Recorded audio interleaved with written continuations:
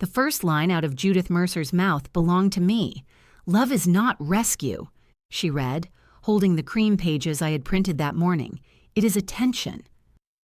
For one foolish second, I thought she had written something similar. People do.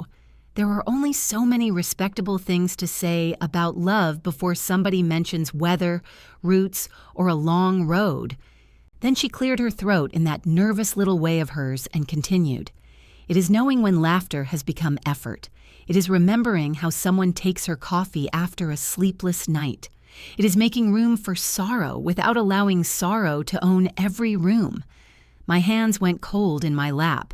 Those were my words.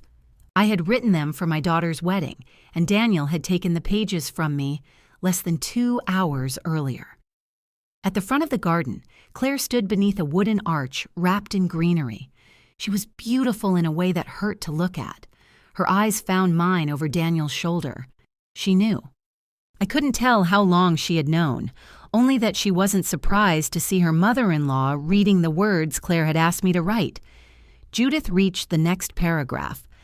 "When Claire and I discovered that sorrow does not leave all at once," she stopped.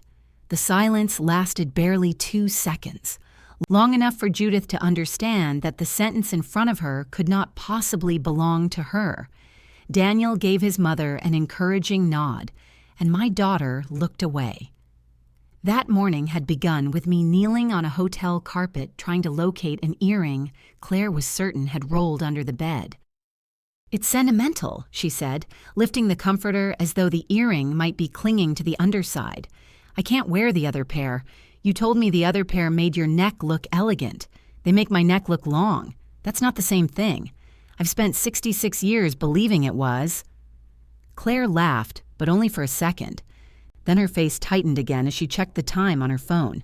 The bridal suite was actually a corner room at a small inn outside Charlottesville, with floral wallpaper and a bathroom door that refused to stay shut. The wedding venue was behind the inn, across a gravel path, where staff members were setting white chairs on a lawn that sloped toward a pond. Claire had chosen the place because it felt intimate. Daniel had chosen it because the inn allowed outside wine without a corkage fee. They had announced both reasons as though no compromise had occurred. I found the earring beside a radiator.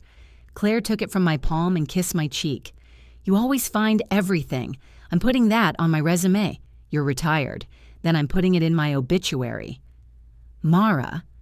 Ruth, my younger sister, was steaming Claire's dress near the window. No obituary jokes on the wedding day. It wasn't a joke. It was a proposed sentence. Claire's smile returned, warmer this time. For a moment, she looked like herself rather than a woman being chased through the morning by a schedule she had created. Ruth waved the steamer at me. "Did you print the reading?" "It's in my bag." "Can I see it?" Claire asked. "You've already seen it. I saw the first draft. You cried at the first draft, then told me the middle was too sad. It was too sad. So I removed 2 dead trees and most of the rain." Claire sat at the small vanity while I fastened the earring. "You didn't make it generic, did you?" "No, I don't want some wedding reading people could find online. You made that extremely clear. I want it to sound like us." I met her eyes in the mirror. It does. She reached up and squeezed my wrist. Her fingers were cool. Good. That was the moment I would return to later, because there was no distance between us in it. No warning. Just my daughter in a robe, trusting me to fasten the jewelry her father had given her when she finished graduate school, and me trusting her with something much less replaceable. The reading had been her idea. 3 weeks earlier, she had come to my house on a Sunday afternoon and found me cutting rosemary in the backyard. Daniel was supposed to come with her, but he had stayed home to work on the seating chart after discovering that his uncle Raymond could not be placed near either of his former wives. Claire had followed me into the kitchen and said, "I need you to write something for the ceremony." I already wrote my toast. Not a toast, a reading. I'm not reading scripture. It doesn't have to be religious. I'm also not reading that thing about love being like an old dog. I don't think that's a thing. It probably is. People compare love to everything once they get engaged. She had leaned against the counter while I stripped rosemary leaves from a stem. I want you to write it." "Write what?" "What marriage should be, what staying should look like." I remember putting the rosemary down. Claire's father, Tom, had been gone 7 years. Our marriage had lasted 31 years, which sounded more impressive than it had felt while we were living it. Tom left wet towels on the bed, forgot every password he created, and sang made-up lyrics to songs he had known since college. He could also tell from the way I set down my purse whether I needed advice, food, or 10 minutes of silence. Claire knew all of that. She knew the last year, too, the pill organizer, the folded blankets, the way grief turned simple decisions into insultingly difficult labor. After he died, she and I had become careful with each other. We had learned when to speak his name and when to let an ordinary dinner remain ordinary. That history was what she had asked me to turn into 3 minutes at a microphone. By the wedding morning, I had read the final version so many times I could hear it without looking at the paper.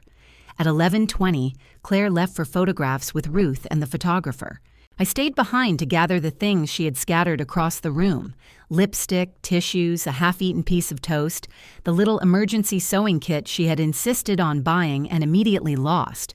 There was a knock, and Daniel came in wearing black trousers, a white shirt, and no jacket. His tie hung loose around his collar. "Am I allowed in here?" he asked. "Claire's gone." "Then apparently I'm allowed everywhere." Daniel was handsome in an untidy, persuasive way. Even at 41, he had a piece of hair that fell across his forehead whenever he was worried. He had spent the previous evening moving tables himself because one of the rental employees had called in sick. At dinner, I'd seen him slip off his shoes beneath the table and flex his toes against the carpet. Now he looked pale. "You all right?" I asked. "I'll be great when I stop having jobs. You're getting married. The jobs are just changing departments." He smiled. "That's encouraging." I reached for his tie. "Hold still. I know how to tie it. Then this should be a peaceful experience for both of us." He let me straighten it. Daniel and I had always gotten along because neither of us expected the other to become family overnight. We had built a workable affection out of errands, teasing, and the mutual recognition that Claire could turn choosing a restaurant into a constitutional convention. When I finished, he looked down at the knot. "Perfect. Don't tell Claire I touched you before the ceremony. She'll have the photographer recreate it." He started toward the door, then turned. "Do you have the final reading?" "In my bag. The officiant wants all the ceremony pages together." I took the folder out of my canvas tote. Inside were 2 clean copies, printed on thick cream paper because ordinary printer paper suddenly seemed disrespectful. My name was at the bottom in small type. Mara Ellison. Daniel slid them out. "She only needs one," I said. "I'll keep the extra with me in case the wind gets ambitious." That sounded reasonable. Everything sounds reasonable before you know what it is leading toward. He tucked both copies into a slim leather portfolio. "Thanks, Mara. For everything. Seriously, I haven't done everything. You've done more than anybody." I should have heard it then, the strange usefulness of that sentence. Instead, I touched his sleeve and told him to go get his jacket. At the ceremony, my assigned seat was in the first row on Claire's side. Ruth sat beside me in a plum-colored dress she had complained made her look like an upholstered chair. "You look lovely," I whispered. "I look flammable." Across the aisle, Judith wore silver gray and held a small purse in both hands. Her husband had left their marriage years before Daniel met Claire, and she had spent much of the engagement worrying that the ceremony would make her look alone. She had said this plainly at the rehearsal dinner. "I don't want anyone pitying me," she told us while rearranging the breadbasket. "There's nothing pitiable about a woman attending her son's wedding without a man." "No one said there was," Claire replied. "I know, I'm making sure." Judith could turn reassurance into a dispute before anyone realized they had disagreed. Still, I liked her more often than I disliked her. She brought good coffee. She laughed too loudly at her own stories and apologized to chairs when she bumped into them. Once, after Tom's name came up at dinner, she'd quietly squeezed my shoulder and then changed the subject before sympathy could become a performance. That was why, when the officiant announced a reading by Judith Mercer, my first feeling wasn't anger. It was confusion. Ruth leaned close. "I thought you were reading." "So did I." Daniel stepped away from the arch. He opened the leather portfolio, removed my cream pages, and placed them in his mother's hand. Judith looked surprised. She whispered something. Daniel whispered back, smiled, and guided her toward the microphone. Then she began. As the familiar sentences left her mouth, they changed shape.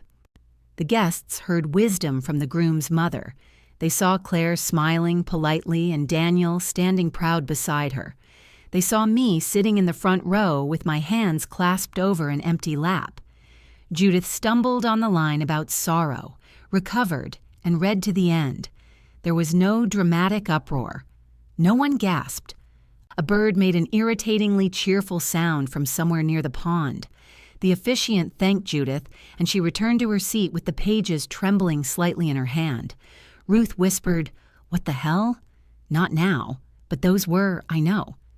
Claire looked at me once more before she said her vows. Her voice broke on Daniel's name, and part of me broke with it because I loved her. That did not stop simply because she had hurt me. Love is inconvenient that way. It keeps showing up after its dignity has left the room. I stood for photographs. I hugged Daniel. I let Claire press her forehead against mine while the photographer said, "Beautiful, hold that." At the reception, Judith approached me near the bar. "The reading was lovely," she said. "Yes." Daniel gave it to me at the last second. I saw. Her mouth opened, then closed. Before either of us could say more, Claire appeared and took my hand. "Mom, they need us for family pictures by the oak tree." I looked at her. "Do they?" She tightened her fingers around mine. Not an answer. A request. I went because there were 80 people watching the shape of our family, and I had not yet decided what I was willing to let them see. I left before the dancing ended. The next morning, Claire called while I was standing in my kitchen, still wearing the blouse I had slept in. "Mom," she said, "please let me explain." I looked at the empty canvas tote on the table. "All right," I said, "tell me when you knew." The silence on the other end changed. Claire had called prepared to explain what happened, but she had not prepared for a direct question. I could hear movement behind her, water running, a cabinet shutting, Daniel saying something I couldn't make out. "Can you go in the other room?" she called away from the phone.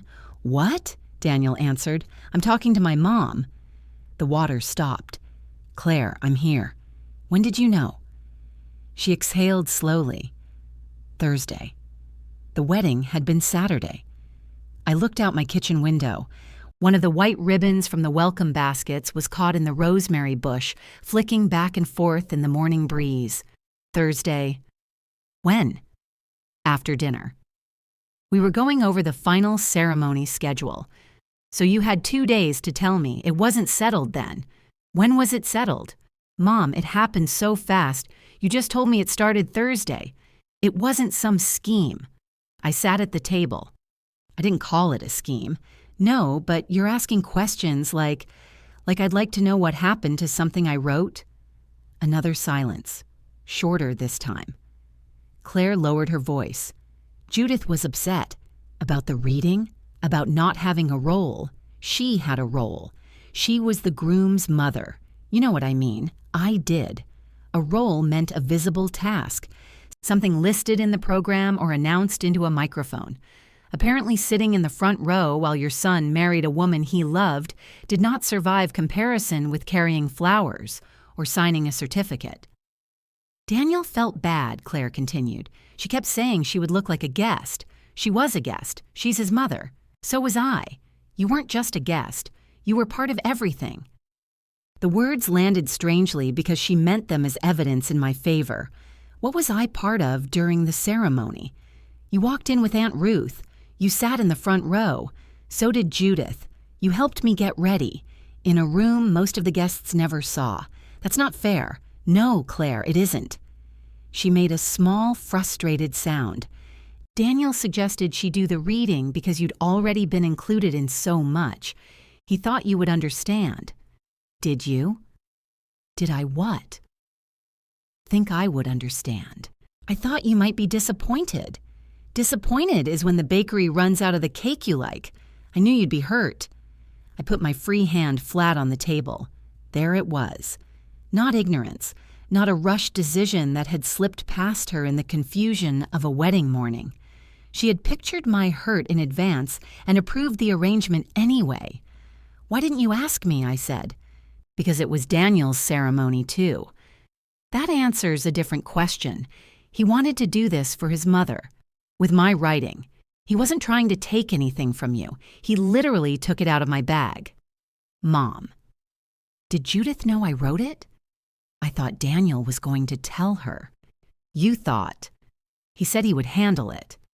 I heard Daniel again, closer now. Is she coming to brunch? Claire covered the phone, but not well enough. I don't know. We need to leave in 40 minutes. I know. I waited until she returned. Did he tell her? I asked.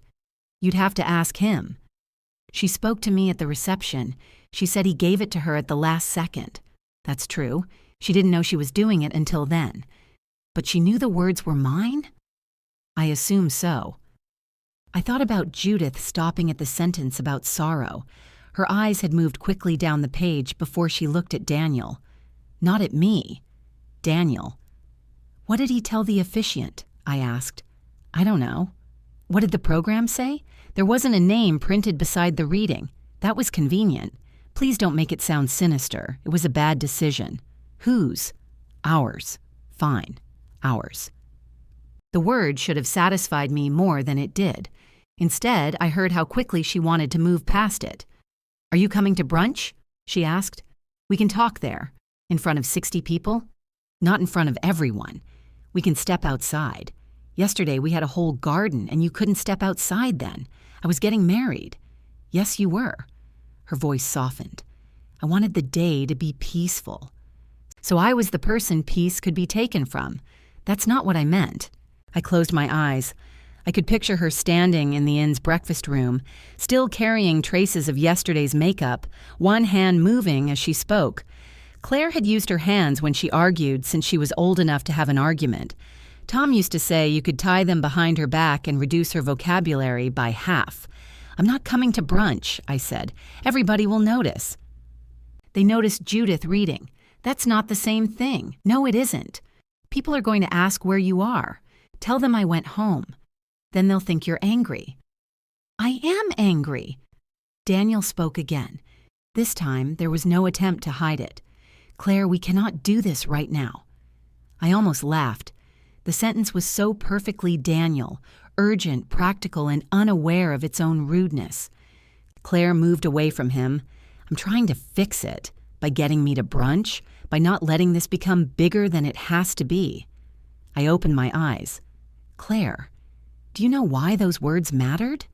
Of course I do. Then tell me. I asked you to write them.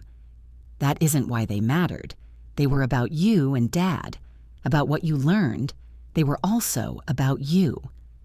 I know. Did you read the final version? A pause. The middle part. I was busy. I looked at the canvas tote on the table. I had carried those pages to her wedding as carefully as if they were a small, living thing. Claire had not even finished reading them. She began again, quieter. Judith needed a moment, Mom. She's alone. She felt pushed aside, and Daniel was upset. You and I have had a lifetime. I thought you knew what you meant to me without standing up there. For several seconds, I could not speak. A lifetime. As if love accumulated enough evidence to excuse whatever happened next. As if all our years together had made me wealthy in something Judith lacked, and Claire had been authorized to redistribute it. I have to go, I said. Please don't hang up like this. How should I hang up? I don't know. Just say we'll talk later. We'll talk later. That sounded terrible. It was the sentence you requested. I ended the call before she could answer. Ruth arrived 20 minutes later carrying my silver wrap, a shoebox that did not belong to me, and a vase full of white flowers stolen from one of the reception tables. They were going to throw them out, she said before I could ask. You hate lilies. I hate waste more. She walked into the kitchen, set the vase beside the sink, and studied my face. You talked to her? Yes. How long did she know? Thursday. Ruth put both hands on her hips. I'm going back. To where? The inn. And doing what? I haven't planned that far. Planning makes people predictable. I took the shoebox from her. Inside were gold sandals, size 8. Whose are these? No idea. They were under my chair. So your revenge plan begins with footwear theft. I didn't steal them. I rescued them badly. Despite myself, I laughed. It came out thin and startled. Ruth's expression softened. She pulled out a chair and sat across from me. Tell me. I did, though not gracefully. I repeated Claire's explanations out of order. Judith needed a role. Daniel felt guilty. I had already been included. They thought I would understand. I told Ruth that Claire had not read the final version, and that was the detail that made my voice shake. Ruth listened without interrupting, which for her required moral effort. When I finished, she pushed the vase aside so she could see me better. What are you going to do? I don't know. You could call Daniel. I could also put my hand in the garbage disposal, at least call him before the garbage disposal. I don't want another explanation. You deserve one. That doesn't mean I want it today. Ruth got up and opened my refrigerator. Do you have food? I'm an adult woman living alone, not a campsite. You have mustard, olives, and 7 containers of wedding leftovers. They sent those home with me. She opened one. This is all asparagus.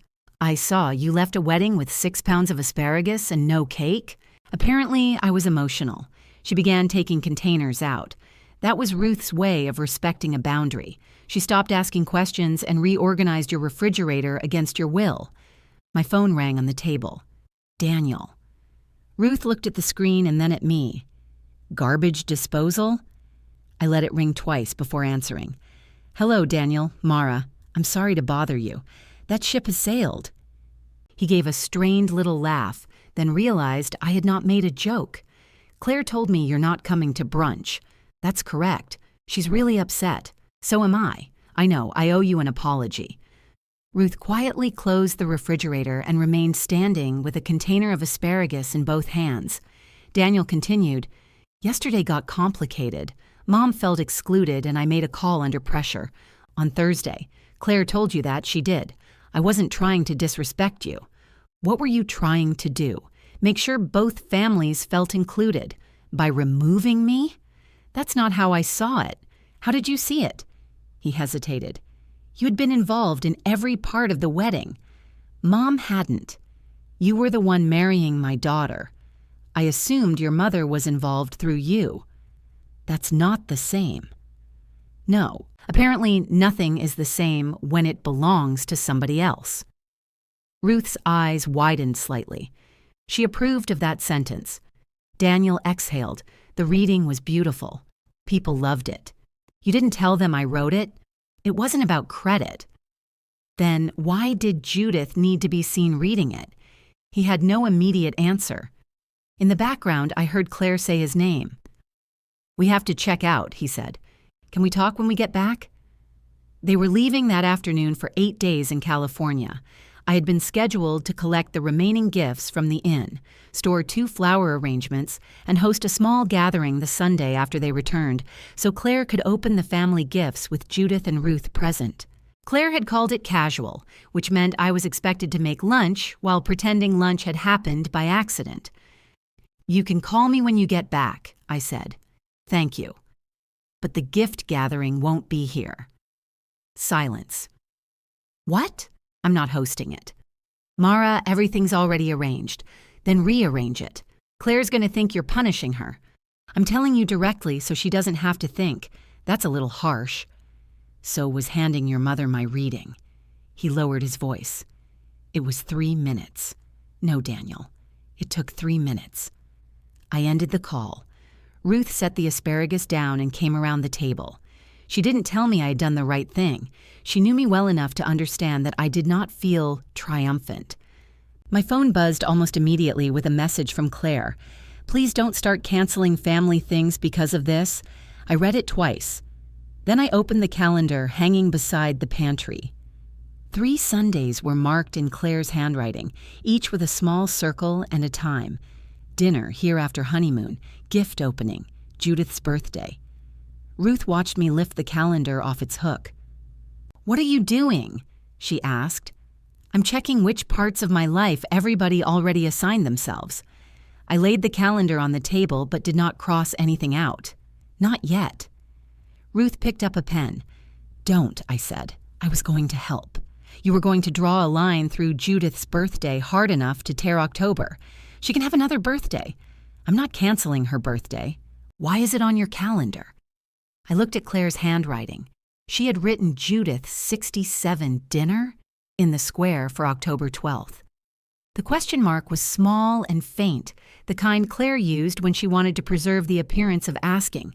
She mentioned doing something here. Did she ask? She mentioned it. That wasn't my question. I took the pen from Ruth and set it beside the fruit bowl. The gathering after the honeymoon had been arranged. I had agreed to that. Sunday dinners had been happening for almost 4 years, although no one had ever formally asked me to make them permanent.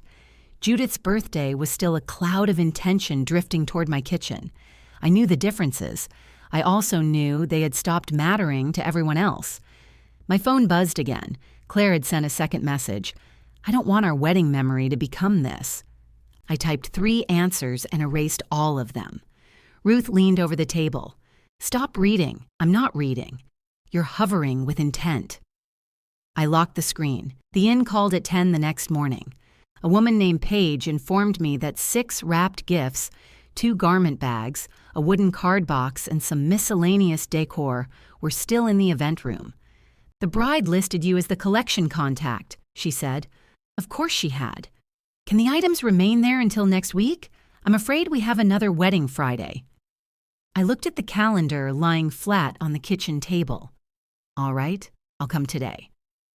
The miscellaneous decor turned out to be 3 battery-operated lanterns, a sign reading, "Cards and well wishes," and 42 glass candle holders with hardened wax in them. Paige helped me load everything into my car while apologizing as if she had personally created weddings. The wooden card box was heavier than it looked. "Be careful with that one," she said. "There are envelopes inside." I assumed. Some people put checks in them. "I'll drive below the speed limit and avoid a life of crime." She laughed with more relief than the joke deserved. On the way home, the wrapped gifts slid every time I turned. At a red light, I glanced back and saw a silver package pressed against a blue one, both leaning into the seatbelt I had threaded around them. I had become exactly what I was trying not to be, the responsible place where everyone else's things remained safe. I carried the gifts into my guest room, placed the card box on the dresser, and shut the door. Claire sent photographs from California that evening. An ocean view. Daniel holding 2 paper cups. A plate of fish tacos with a caption about how she had finally found something I couldn't improve with rosemary. I stared at that one for a long time. Then I wrote, "Looks beautiful. Have a good trip." She answered with a heart. For the next week, our conversations lived inside harmless objects.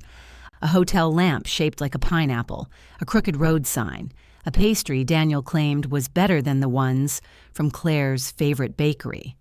I responded politely, sometimes warmly, and never mentioned the wedding. This was apparently enough for Claire to believe we had moved on. The afternoon they came home, I was scraping wax from the candle holders with an old butter knife. I had finished 11. 31 remained in a cardboard box beside my feet, each one waiting to prove something ugly about my judgment. The doorbell rang. Through the glass, I saw Claire and Daniel on the porch with matching suitcases. Claire was tanned across her nose.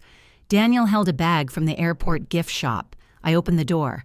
"You didn't tell me you were coming." Claire hugged me before answering. She smelled like coconut lotion and airplane air. "We wanted to surprise you." "I'm surprised." Daniel kissed my cheek. "You look good."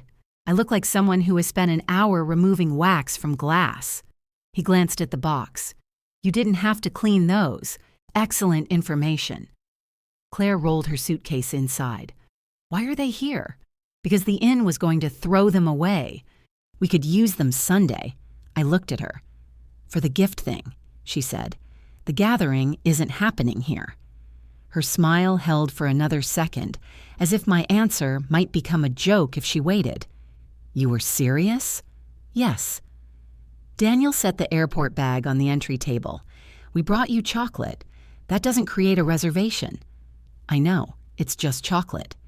His expression was tired rather than combative. I almost felt sorry for him, which annoyed me. Claire moved toward the kitchen. Can we sit down? If you'd called, I would have made coffee. Mom, stop. I'm not doing anything. You're doing the voice. What voice?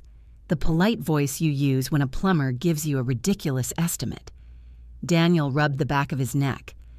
Maybe we should take the gifts and go home. Claire turned on him. We came here to talk. We didn't tell her that. We shouldn't need an appointment to talk to my mother. You don't, I said. You need one to schedule an event in my house. Claire folded her arms.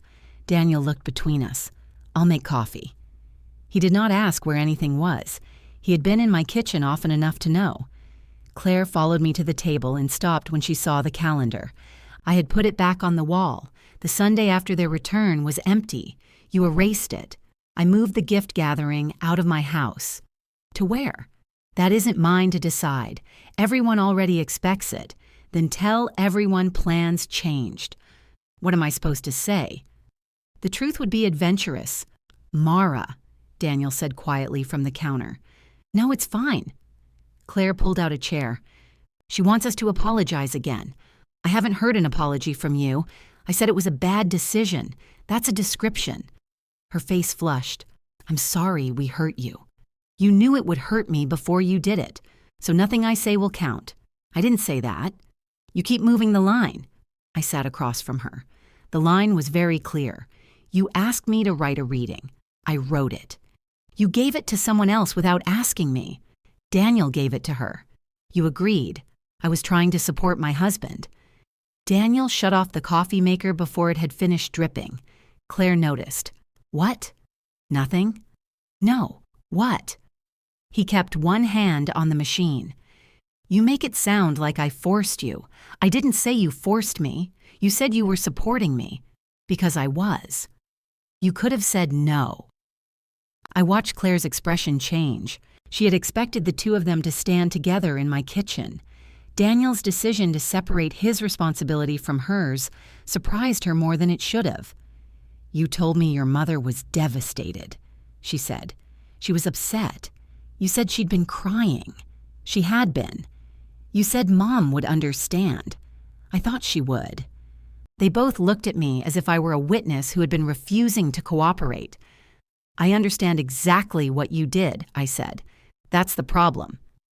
Daniel brought 3 mugs to the table. Mine was the blue one Tom used to use. Daniel had no way of knowing that. Mugs did not carry public biographies. I switched it with the white one before sitting down. He noticed, but said nothing. I'm sorry, he said. I made the suggestion. I took the pages. I gave them to my mother. I didn't think through how it would feel. Did you tell Judith I wrote them? Claire looked at him. Daniel stared into his coffee. Not before she read them. You said you'd explain it to her, Claire said. There wasn't time. There were 2 days. Not before the ceremony. She was already nervous. I leaned back. What did you tell her? That we had a reading and wanted her to do it. That's all? Yes. Claire's voice sharpened. You let her think it was for her? I didn't say that. You didn't have to. He looked at me. I planned to tell her afterward. Did you? No. The room became very still. Daniel did not appear proud of himself. That almost made it worse.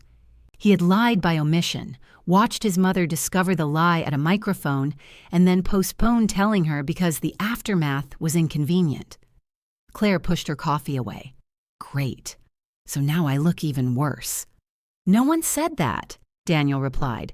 You just made sure everybody knows this was my choice, too. It was. I defended you to her. I didn't ask you to lie. You asked me to keep the wedding peaceful. I stood and carried my untouched coffee to the sink. Behind me, Claire said, "Mom, what do you want us to do?" The question sounded sincere, but it still placed the next task in my hands. Identify the damage, design the repair, give them the correct words. I want you to figure that out yourselves. Daniel nodded once. Claire did not. And until then, I'm not hosting the gift gathering. We understand that, Daniel said. No, you understand one event. Claire looked wary. What does that mean? It means I'm no longer available to manage this family for everybody. You don't manage us. Last month, I reminded Daniel to buy his mother's birthday card. Daniel looked embarrassed. I addressed it, I continued, because he didn't have her new apartment number. Claire, I rewrote the email you sent the caterer after you called the first draft. Too emotional. I changed the seating chart 6 times. I booked Ruth's room, picked up Daniel's uncle from the train station, put together the welcome baskets, and collected every gift from the inn while you were away. You offered to help. Yes, I did. So now you're making a list? No, I'm noticing one. Claire looked as if I had accused her of stealing from my purse. I thought you wanted to be involved. I did. But being involved apparently means my work can be counted while I cannot. That's not fair. It may not be. I'm still figuring it out. Daniel asked, "Are you canceling Sunday dinners?" I'm ending the standing arrangement. Claire gave a short, disbelieving laugh. Because of 3 minutes. I turned to Daniel. He closed his eyes briefly. It took 3 minutes, he said. She stared at him. Whose side are you on? Claire. No, seriously. I hated the satisfaction that flickered inside me. It was small and hot and beneath me, but it was there. For once, the discomfort had not flowed automatically in my direction. Daniel stood. We should go. Claire looked at me, waiting for me to stop them. Usually, I would have. I would have packed food for their refrigerator, asked about the flight, reminded them to take the airport chocolate off the entry table. I would have softened the doorway until no one had to feel they were leaving angry. This time, I carried 2 suitcases of wedding gifts to their car and let Daniel carry the rest. Claire stood beside the open trunk. I don't know what you expect our relationship to look like now, she said. Neither do I. That's comforting. I could lie if it would help. She flinched. Daniel closed the trunk.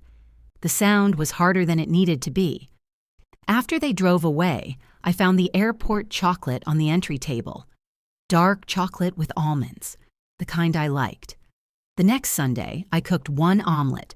At 5:30, the hour when Daniel usually opened my wine and Claire complained that I put too much garlic in everything, I carried my plate to the little table near the window. The dining room remained clean and dim behind me. I had wanted them to notice what I did. I had not understood that I would have to notice their absence too. My phone stayed quiet until almost 8. Then Ruth sent a photograph of a burned casserole with the message, "See what happens when you close the reliable restaurant." I wrote back, "That looks intentional." She replied, "It was lasagna when I believed in it." I took my plate to the sink and wrapped the other half of the omelet for the morning.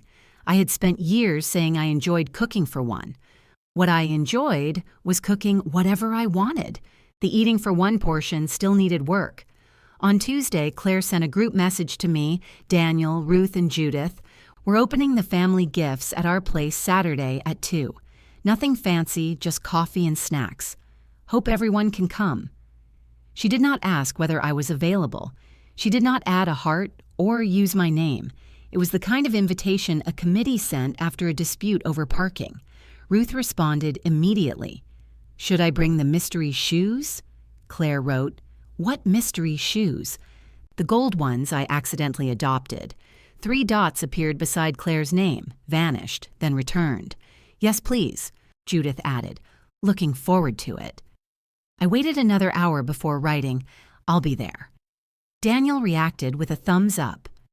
Claire and Daniel lived in a second-floor apartment with wide windows, narrow closets, and a kitchen designed for people who ordered dinner. When I arrived at 2 exactly, Claire opened the door and said, You're early. I checked my watch. She stepped back. I mean, everybody else is late. Then I'm on time. I know. Come in. She wore jeans and a green sweater I had given her the previous Christmas. Her hair was twisted into a clip, and she had put on lipstick. The coffee table had been pushed against the wall to make room for the wedding gifts, which were arranged in a surprisingly orderly stack. Daniel came out of the kitchen holding a cheese knife. "Mara, hey, should I be worried?" He looked at the knife. "I couldn't find the one with the short blade. That is the one with the short blade. This one looks long. You may be holding it too emotionally." He laughed, and the sound loosened something in the room. I handed Claire the bottle of wine I had brought. She looked at it, then at me. "You didn't need to bring anything. I'm a guest." Her expression closed a little. Right. There are words that describe a fact and still manage to sound like an accusation. Guest was one of them. The doorbell rang before she could answer. Judith arrived carrying a bakery box tied with red string and wearing a navy jacket too formal for the apartment. She hugged Claire, hugged Daniel, and then stopped in front of me. "Mara." "Judith." She touched my forearm. "How are you?" It was not a casual question. Her eyes searched mine with so much concern that I wondered what she had been told. "I'm fine." "Good. Claire said you were taking some time." "Did she?" Claire took the bakery box. "She just means the dinners." "I know," Judith said quickly. "Of course. We all need a rest." "Mom isn't resting," Claire said. "She's setting boundaries." The last two words came out wearing quotation marks. Judith blinked. "Well, those two." Daniel opened the wine before 2:15. Ruth appeared 10 minutes later with the gold sandals, a potted basil plant, and no explanation for either. She placed the shoe box in the middle of the gift pile. "I think those belong to Daniel's cousin," Claire said. "Then she has excellent arches. She was looking for them." I put a note in the family chat. You wrote, "I have your gold shoes, probably."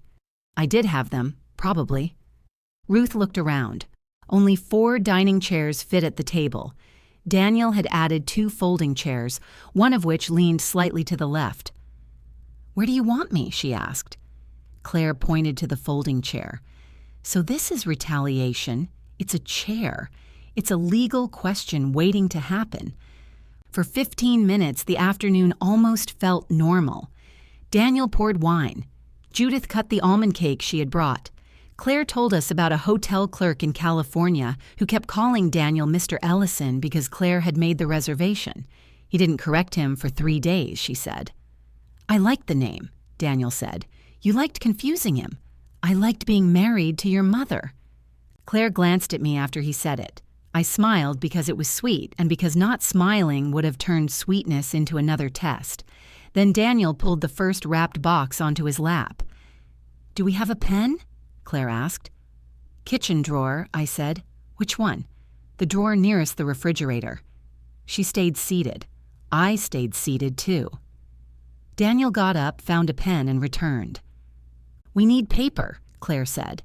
He tore the back page from a travel magazine. "That won't be enough," she told him. "It's just names and gifts, so we can write thank you notes. I can write small." Claire looked at me. "Mom, would you mind keeping the list? You have good handwriting." The request was ordinary. That was what made it difficult.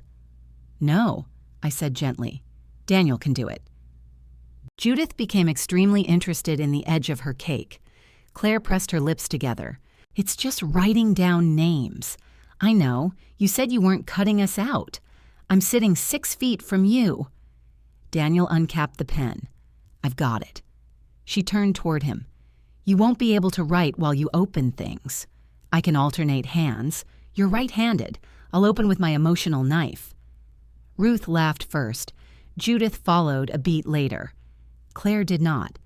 The gifts were serving dishes, towels, wine glasses, a silver frame, and a wooden salad bowl large enough to bathe a cooperative dog.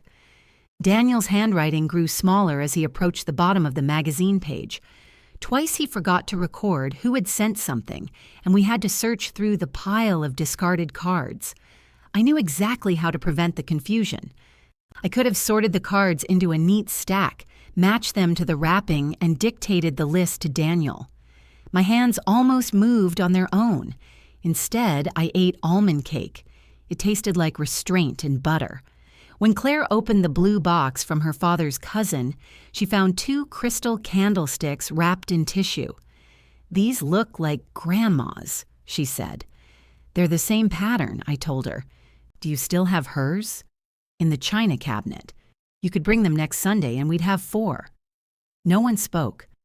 Claire looked down at the candlesticks. "If there is a next Sunday, I didn't say I'd never have you to dinner again. You canceled the regular dinners." "Yes." "So we wait for an invitation now. That is generally how dinner invitations work." Judith wiped a crumb from her skirt. Daniel drew a box around a name on the list until the paper nearly tore. Claire placed the candlesticks back in their tissue. "I don't want to fight today. Neither do I." "Then why does everything I say become evidence?" The question was sharp, but beneath it was something less certain. Claire had always trusted that she and I could argue without threatening the ground under us. Now she was watching each word land, and she hated the sound. "I'm not collecting evidence," I said. "I'm answering you, carefully. I'm trying to. That's worse." Ruth shifted in her chair. "Would anyone like to discuss my basil?" "No," Claire and I said together. That made us both laugh despite ourselves. For one second, I saw relief in her face. Then she opened another gift, and the moment passed. Near the bottom of the pile, Daniel lifted the card box from the inn. He removed the envelopes and started arranging them by size. Judith leaned toward me. "I still have your pages," she said quietly. I turned to her. "The reading. They were in my purse when I left. You can keep them for now. I don't want to keep them." Claire was watching us. Judith lowered her voice further. "I saw your name after I sat down. At the bottom.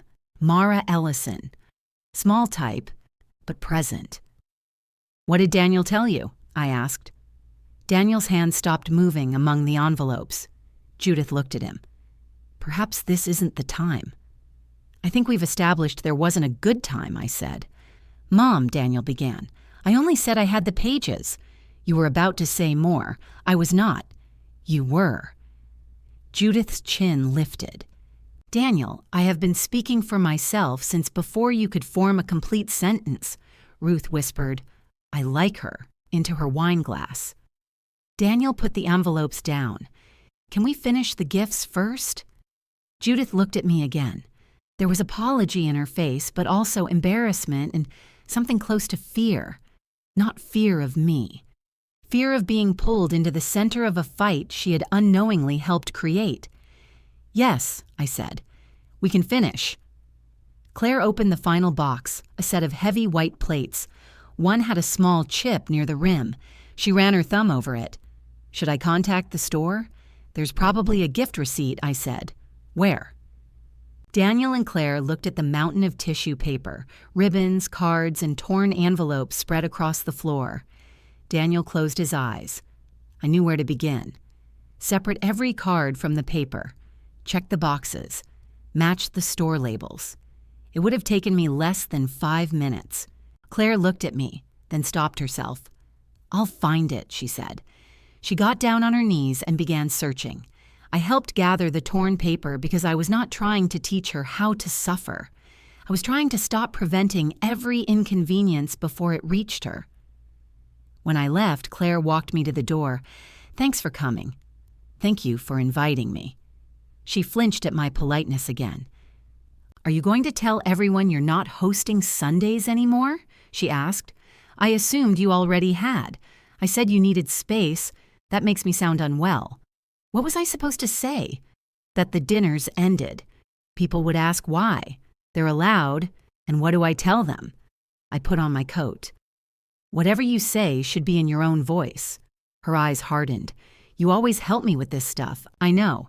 You're really going to make me explain everything badly just to prove I need you?"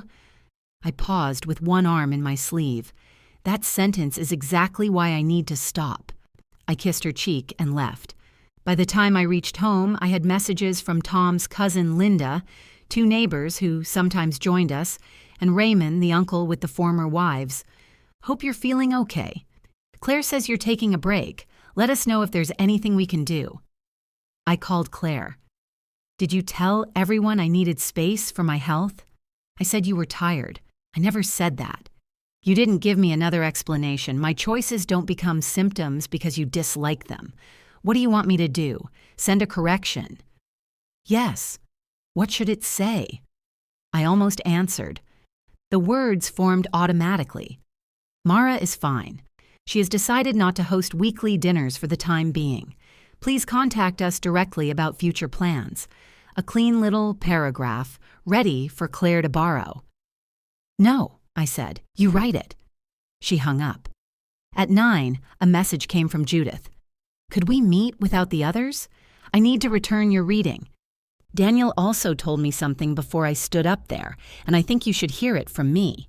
I wrote back, tomorrow at 10? Judith answered so quickly, she must have been holding the phone. Yes. Your house, if that's all right. She arrived at 9:52, carrying a leather purse, a paper bakery bag, and the expression of a woman coming to discuss a will. I brought scones, she said. You didn't need to. I know. I require something to do with my hands. I took the bag. Coffee, please? Not too much milk, and you usually take it black. I usually have more confidence in my stomach. She followed me into the kitchen but did not take off her jacket. That bothered me more than it should have. People removed their jackets in my house. They hung them on the peg near the door, accepted coffee, and stayed long enough for the rooms to adjust around them. Judith sat at the table and set her purse upright on the chair beside her. I poured coffee. She watched me place a scone on each plate, then cut hers into 4 precise pieces. I'm not sure how to begin, she said. That has never stopped you before. Her mouth twitched. Daniel says we're alike. Daniel says many things under pressure. Yes, that is partly why I'm here. She opened the purse and removed the cream pages. They had been folded twice, first across the middle and then again into a narrow rectangle.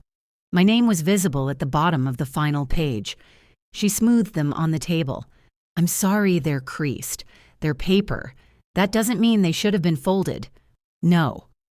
She placed both palms around her coffee cup.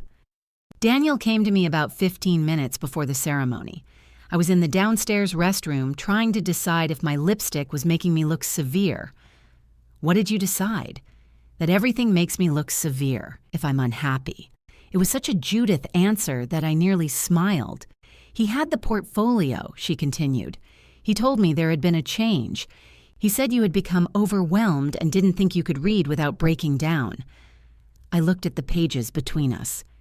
He said I asked you to take over? He said you asked if I would. The sentence did not hurt in the same way Claire's admission had. This was cleaner. Daniel had needed his mother to accept the reading without asking questions, so he had put the lie in my mouth. Did that seem likely to you? No. Her answer was immediate. I raised my eyes. Judith shifted. Not entirely. I knew the reading involved Claire's father. I thought perhaps you had overestimated what you could manage in public. I was never asked whether I could manage it. I understand that now. You had never seen the pages? Not until Daniel handed them to me? And he didn't tell you I wrote them. He said the reading had been chosen by you and Claire. I thought it was a published passage. At least he had not claimed authorship for Judith. He had simply removed authorship from the situation altogether. I didn't look at the last page before I began, she said. If I had seen your name, I hope I would have refused. You hope? I'd like to say I certainly would have. Certainty is easy after the event. I respected that, though I did not want to.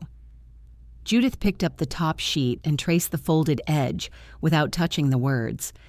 When I reached the part about sorrow, I knew. You stopped. Yes. Why did you continue? There were people watching. So? Her eyebrows rose. You say that as though it were a small thing. It became a small thing when Claire used it to explain why she couldn't stop you. Judith looked down. I'm sorry, I said. That wasn't your decision. No, but it was mine to keep reading. The kitchen clock clicked through several seconds. "I saw you," she said. "You were sitting beside Ruth, and you looked as if someone had told you bad news in a language only you understood. I wanted to stop." Then Daniel nodded at me. "So you trusted him. He is my son." There was no defense in her voice, only fact, the same inconvenient fact that had kept me in the photographs. "I finished because I believed there would be an explanation," she said. "I believed you had agreed to something that was painful for you. Then I sat down and saw your name. What did you say to Daniel?" "Nothing during the ceremony. Afterward, I asked why your name was on the pages. He said he would explain later. He told me he never told you. He didn't explain. He postponed. That is a generous distinction. I'm his mother. Generosity becomes a reflex." She took one bite of scone and set it down again. "At the reception, I tried to speak to you," she said. Then Claire came for photographs. Later, Daniel told me you were upset because the reading had been more emotional than expected. I let out a short laugh. "What?" Judith asked. "I'm admiring the flexibility of his story." "I am not."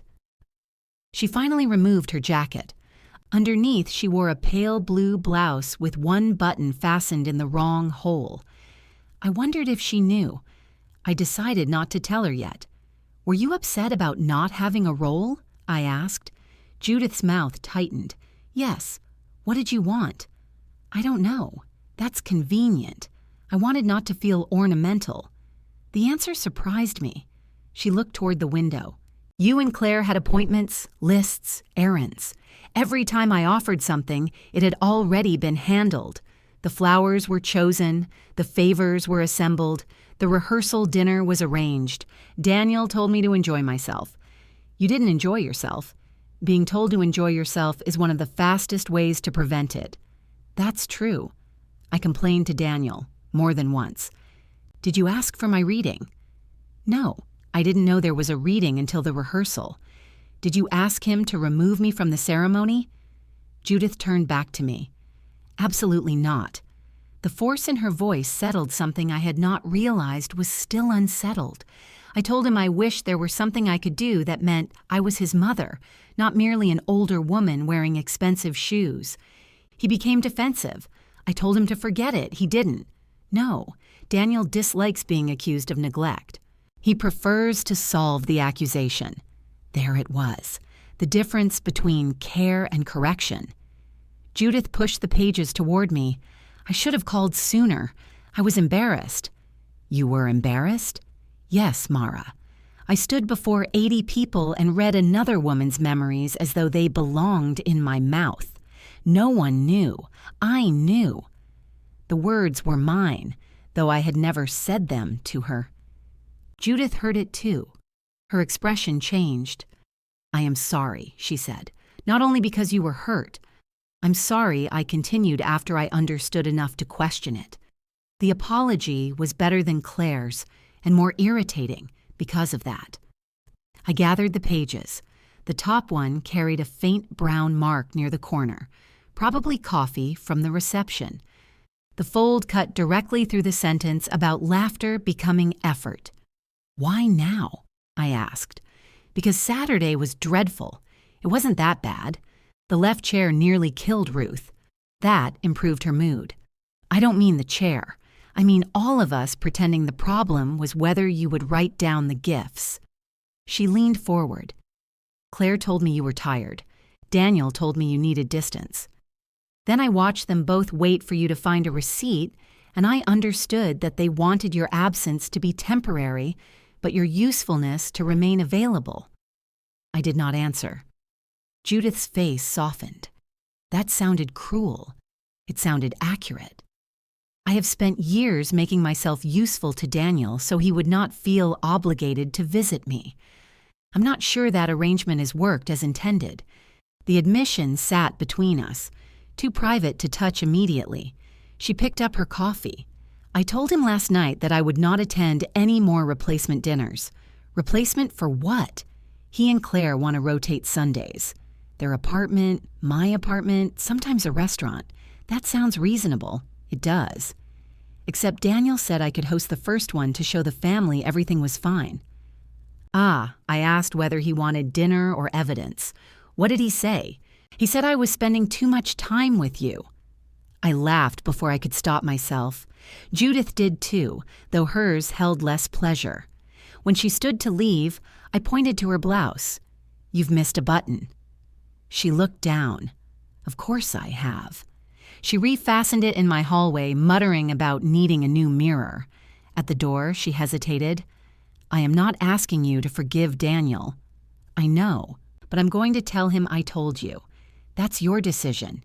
He'll call. That will be his. She gave me a tired smile. I see what you're doing. I'm trying to. Daniel called before Judith could have driven halfway home.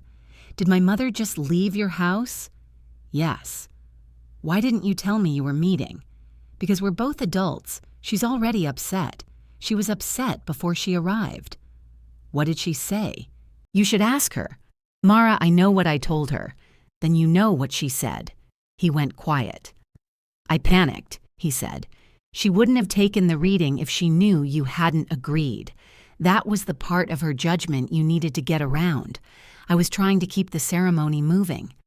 On Thursday? Why does everybody keep saying Thursday like I spent 2 days plotting? Because clocks are stubborn. He exhaled sharply. I apologized. You apologized for not thinking through how I would feel. You thought this through enough to lie to your mother. That's not fair. It's exact. Claire called 20 minutes later. Did Daniel tell you? She asked. Yes. I didn't know he said you asked Judith. I believe you. He let me defend him without telling me that. Yes. What am I supposed to say to him? The old answer rose instantly. I could have told her to wait until she was calmer, avoid words like always and never. Start with the lie rather than the reading, and ask what he had been afraid would happen if he told the truth. Instead, I sat with my own pages beneath my hand. Say what you mean. I don't know how. You do. What if it comes out wrong? Then you can correct it. Can you at least tell me how to start? No. Her breath caught, more in anger than grief. I just need my mother right now. You have your mother. You don't have a translator. That's a distinction only you understand. Then speak in your own voice, Claire, and let the answer belong to you. She hung up without saying goodbye. I unfolded the reading after dark and pressed the pages beneath Tom's old dictionary to flatten them. For the rest of the evening, I could not decide whether I had finally taught my daughter to speak for herself or simply refused to listen while she tried. Claire's correction appeared in the family group the next morning. Mom is fine. She has decided not to host standing Sunday dinners for now. Please contact her directly if you want to see her, and we'll let everyone know when we plan something elsewhere. It was accurate, concise, and slightly colder than a laboratory refrigerator. Ruth responded with a photograph of her basil. Raymond wrote, Glad you're okay, Mara. Judith added, Thank you for clarifying, Claire. Daniel said nothing. I read the message 3 times. Claire had written it herself. She had not blamed me, softened the decision into exhaustion, or asked me to approve the wording first. I wanted to tell her she had done it well. I also knew that telling her would sound like a teacher grading an assignment she had never wanted. I settled for, Thank you. She did not react to the message. That afternoon, Linda called and invited me to lunch. A neighbor left a container of soup on my porch. Raymond asked whether my oven was broken. My oven is fine, I told him. I heard you stopped doing dinners. Those statements aren't related. They are in my mind. People had accepted my hospitality so consistently that the absence of it suggested damaged equipment. By Thursday, I had answered 6 separate inquiries about my physical and emotional condition. I told each person I was healthy. No, I was not moving. No, there had not been a diagnosis. No, I had not joined a cult that prohibited garlic. The calls should have made me feel loved. Instead, they made me see how efficiently Claire's version of me had traveled through the family. Tired, wounded, withdrawing. Even corrected, the first explanation had stuck. On Friday, Daniel sent a message to the same group. Dinner Sunday, 6 o'clock, Bellwether Grill, reservation under Mercer. All are welcome. Bellwether Grill was where people went when no one could agree on food. Its menu had pasta, steaks, fish, 3 kinds of flatbread, and an entire page devoted to salads that arrived with ingredients not mentioned in their descriptions. Ruth called within minutes. Are we going? You received the same invitation I did. I'm asking emotionally. I don't know. If we don't go, Claire will say you're cutting her off. I'm aware. If we do go, she'll say everything is fine. I'm also aware. This family has become very complicated since you stopped feeding it. Were we simpler before? No, we were chewing. I went. Daniel had requested a round table, perhaps hoping geometry would keep anyone from taking sides. Claire sat between him and Judith. Ruth sat between Judith and me. The chair on my other side remained empty until Raymond arrived 12 minutes late, claiming the parking lot had been designed by someone who hated cars. You look well, he told me. So do you. I heard you're resting. I heard you divorced the same woman twice. He blinked. Ruth choked on her water. That's true, Raymond said. Fair enough. Claire stared at the menu as though she had not heard us. Daniel was explaining the flatbread choices to Judith, who had already chosen trout. When the server came, everyone talked at once.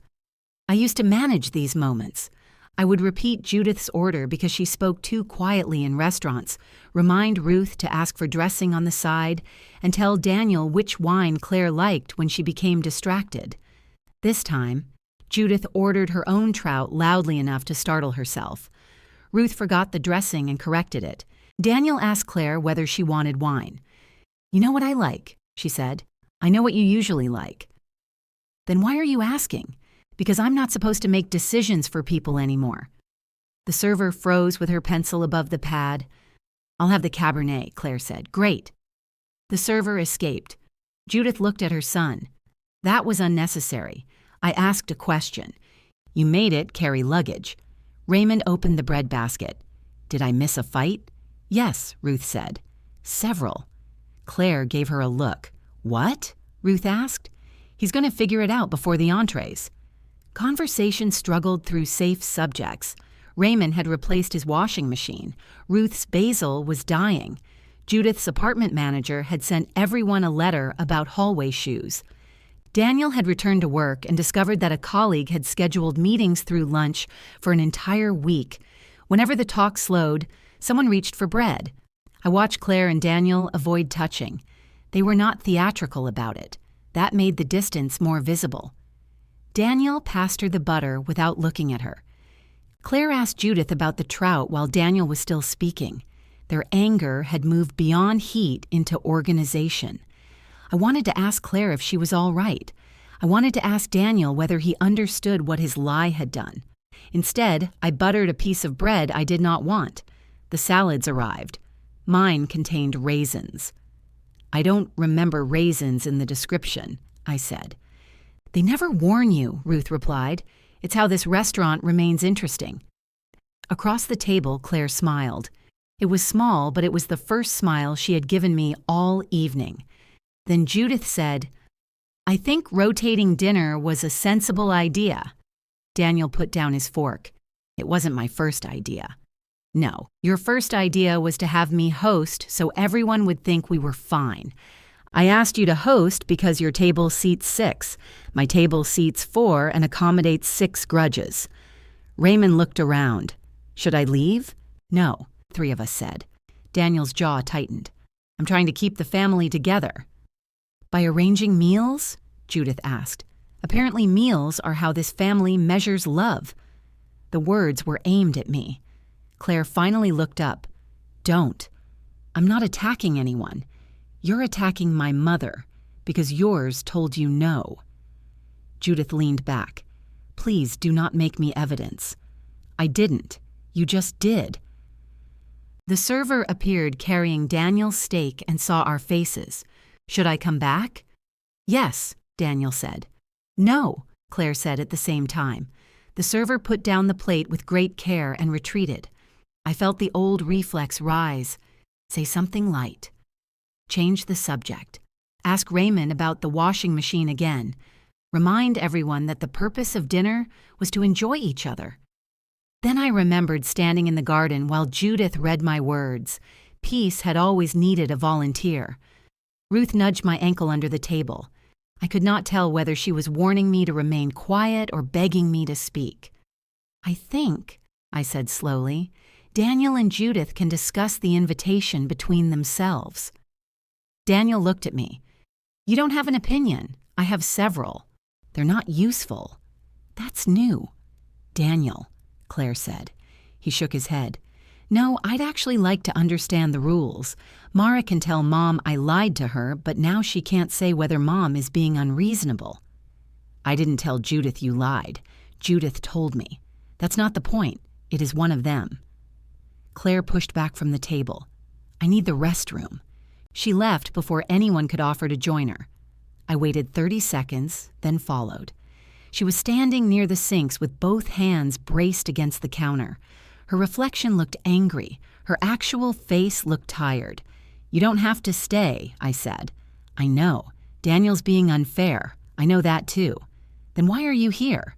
She turned. Because if I leave, everyone will think our marriage is falling apart. You've been married 3 weeks. Exactly. I'm not sure what that means. It means we're not allowed to be this bad at it yet. Despite everything, I almost smiled. There is no probationary period for being bad at marriage. She looked down at the sink. Did you fight after our call? I asked. You said you didn't want to be the translator. I asked if you fought. Yes. How did it go? Badly. Did you say what you meant? Yes. That may be why. She looked at me then. I told him I was angry that he lied to Judith and let me defend a version of events he knew wasn't true. He said I was blaming him for a decision we made together. What do you think? I think both things are true. The answer surprised me with its honesty. She crossed her arms. I also told him I hated that he talked about you like your love was some guaranteed resource we could spend. I swallowed. He said I agreed with him, she continued. And he's right. Claire, no, don't make it easier. It was the first time she had stopped me from softening something for her. She took a paper towel and wiped water from a counter that was already dry. Do you know what I wanted when I called you? She asked. To know what to say to him. I wanted you to tell me I wasn't as bad as I felt. I did not answer quickly enough. Her mouth twisted. See? I was going to say I understand. That isn't the same. No. We stood side by side beneath the harsh restroom lights. I miss you, I said. She threw the paper towel away. You're the one who changed everything. I changed what I'm willing to do. It feels like everything. I know. She studied me, looking for the old certainty. I did not have it to give her. When we returned, the server was setting down the last entree. Daniel stood to pull out Claire's chair. She paused, then sat. Dinner remained uncomfortable, but no one left. At the end, Daniel reached for the bill. Judith reached too. Raymond suggested dividing it 5 ways, despite there being 6 people. Ruth corrected his arithmetic. For 10 full minutes, the check moved around the table without anyone assuming I would settle it. Outside, Claire hugged Judith, then Ruth. She stopped in front of me. Good night, she said. Good night. Neither of us moved. Then she leaned forward and held me briefly, stiffly, with her cheek against mine. It was not forgiveness. It was not repair. It was contact. Ruth rode home with me. At a stoplight, she said, You know, boundaries are supposed to have doors. They do. You've been standing behind yours with a clipboard. That's unfair. Yes. The light changed. I drove another block before saying, She can knock. She has. She's also tried to walk in carrying a seating chart. Ruth laughed. Both can be true. At home, I found the reading beneath Tom's dictionary. The pages had flattened, but the folds remained pale scars across the cream paper. I read the line I had written for Claire. Remaining curious about the person beside you after certainty would be easier. Then I picked up my phone. Would you like to have coffee with me this week? I wrote. Just coffee. No agenda. Claire answered 20 minutes later. Not yet, but thank you for asking. I respected her answer. Then I spent 3 days resenting how carefully I was respecting it. Whenever my phone rang, I looked too quickly. When it was Linda asking for my chicken recipe, I gave her the recipe without mentioning that she had eaten the same chicken at my house at least 14 times and still called it that lemon thing. On Sunday, Ruth arrived at 4 carrying grocery bags. "I'm not hosting," I told her through the screen door. "Neither am I. I'm invading." She had brought ground beef, onions, canned tomatoes, and a bottle of wine with a label featuring a horse. "What are you making?" "Your chili." "My chili takes 3 hours. Then we're eating at 7. She walked past me and began opening cabinets. Ruth knew where I kept everything but considered using the correct cabinet on the first attempt a form of surrender. I sat at the counter while she chopped an onion into pieces of wildly different sizes. "Do you want help?" I asked. "No. Do you want instruction?" "Absolutely not. That piece is the size of a doorknob. It'll soften. It'll develop a mortgage." She pointed the knife at me. "You are a guest in your own kitchen." There was something comforting about being unnecessary and still wanted in the room. On Wednesday, Judith called. "My birthday is becoming administrative," she said without saying hello. "Happy administrative birthday. It isn't until Saturday. I'm trying to get ahead of the paperwork." She sighed. "Claire wants to cook dinner at my apartment. Daniel wants to take everyone to a restaurant." Ruth asked if we were wearing hats. "What kind of hats?" I refused to encourage her. "Wise." "I don't want a restaurant. Daniel behaves better in public, which means we don't say anything real and he tips too much. Then have dinner at your apartment. My table is too small. You said it accommodates 6 grudges. That was figurative. Physically, it accommodates 4 adults and a bowl of potatoes. Tell Claire what you want." "I have." "What did she say?" "That she would handle it." "Tell her handling it means listening to you." Judith was quiet. "You could tell her," she said. "No, it was worth trying. You asked for my advice. I asked what I should do. I told you. You have become exhausting. So I've heard." Claire texted that evening. "Judith wants dinner at her place. She asked for lemon cake. Would you be willing to make one? It's okay if you don't want to." I read the last sentence twice. "Yes," I wrote. "I'd be happy to." She sent back, "Thank you." No heart, no attempt to turn cake into proof of reconciliation. Just a request and an answer. I made the cake Saturday morning, lemon zest collected in the grooves of my grater, perfuming the kitchen. The recipe was Tom's mother's, written on an index card in handwriting so slanted it looked as though the words were fighting wind. I had made it for nearly every family birthday that did not demand chocolate. The difference was that this time I had been asked. Judith's apartment was on the 3rd floor of a brick building with narrow halls and stern notices taped near the elevator. Shoes must not be left outside unit doors. Packages are not furniture. Someone had added, "Neither are you beneath the second notice" in blue ink. Inside Judith's apartment, smoke drifted from the kitchen. Daniel opened the door wearing an apron that said, "Kiss the cook." He looked at my cake carrier. "Thank God, what happened?" "Nothing." A smoke detector began beeping behind him. Judith shouted, "That sound suggests otherwise." Daniel ran back to the kitchen. I entered and found Claire standing on a chair, waving a dish towel beneath the detector. "The chicken is fine," she said. "The chicken is black," Judith replied. "It's browned. It has entered mourning." Ruth sat on the sofa drinking wine. She had followed Judith's refusal of hats by wearing a silver headband with 2 glittering stars attached to springs. "I brought candles," she told me. She held up a 6 and a 7. "That's unexpectedly responsible. I'm putting them on backward." Judith's living room was warm and crowded. She had moved a small desk against the wall and added 2 folding chairs to the dining table. One place setting sat at the narrow end beside a ficus. That was mine. I placed the cake in the refrigerator without being asked. Then I stopped. Claire had come down from the chair. "Could you check the potatoes?" I looked at her. She caught herself. "Sorry." "Would you mind checking the potatoes?" Daniel thinks they're done. Daniel also thinks the chicken is fine. I'm experiencing personal growth, he called from the stove. I checked the potatoes. They were hard enough to be used defensively.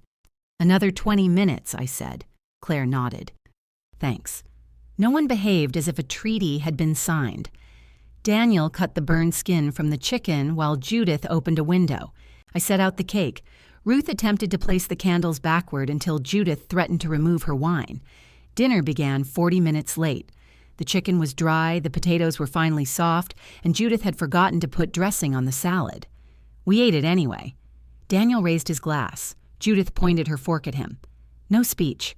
It's not a speech. You stood up. I was reaching for water. Reach more modestly. He sat. Claire laughed. Daniel did too, but there was tension beneath it. He had been trying all evening, cooking, refilling drinks, clearing dishes before anyone finished. Every gesture looked slightly overcorrected, the behavior of a man who had recently learned that good intentions could be entered against him. Judith watched him carry her plate to the kitchen. You don't need to wash that now, she said. I don't mind. I mind the clattering. I'm trying to help. You are trying to avoid sitting down. He stopped. The rest of us became interested in the salad. Daniel returned to his chair. Fine. Judith took a sip of wine. I don't want us to perform being fine on my birthday. No one's performing. You cooked poultry beyond recognition. That was an accident. You offered to host a dinner I did not request, so everyone could observe our healthy relationship. I wanted to do something for you. I asked you to come eat in my apartment. And I came, after attempting to relocate it. Claire put down her fork. Judith, he's trying. I know. I would like him to try the thing I asked for. Daniel's face tightened. You spent months telling me you weren't included. Now everything I do to include you is wrong. I asked you to notice me, Daniel. I did not ask you to rearrange Mara. The room went silent. He looked at me, then back at his mother. I know, he said. I handled it badly. You lied to me. I panicked. You lied before there was anything to panic about. He rubbed both hands over his face. I was trying to give you what you said you wanted. I wanted a place in your life. You gave me somebody else's place for 3 minutes. The words were harsh, but Judith's voice broke on the last one. Daniel lowered his hands. Claire spoke before I could. I agreed to it. Daniel turned toward her. You don't have to keep saying that, he said. Yes, I do. Every time this comes up, you start taking all the blame because you think blame is the same as control. That's not what I'm doing. It is. If it was entirely your decision, then I'm just another person you managed. He stared at her. Claire's hands were shaking slightly, but she kept them on the table. I knew it would hurt, Mom, she said. I didn't know you lied to Judith, but I knew enough. You suggested it, and I said yes because it was easier than fighting with you 2 days before the wedding. Judith looked at me. I did not rescue Claire from the sentence or tell her I understood. She continued, I'm sorry this is happening at your birthday dinner. Judith considered that. I am 67.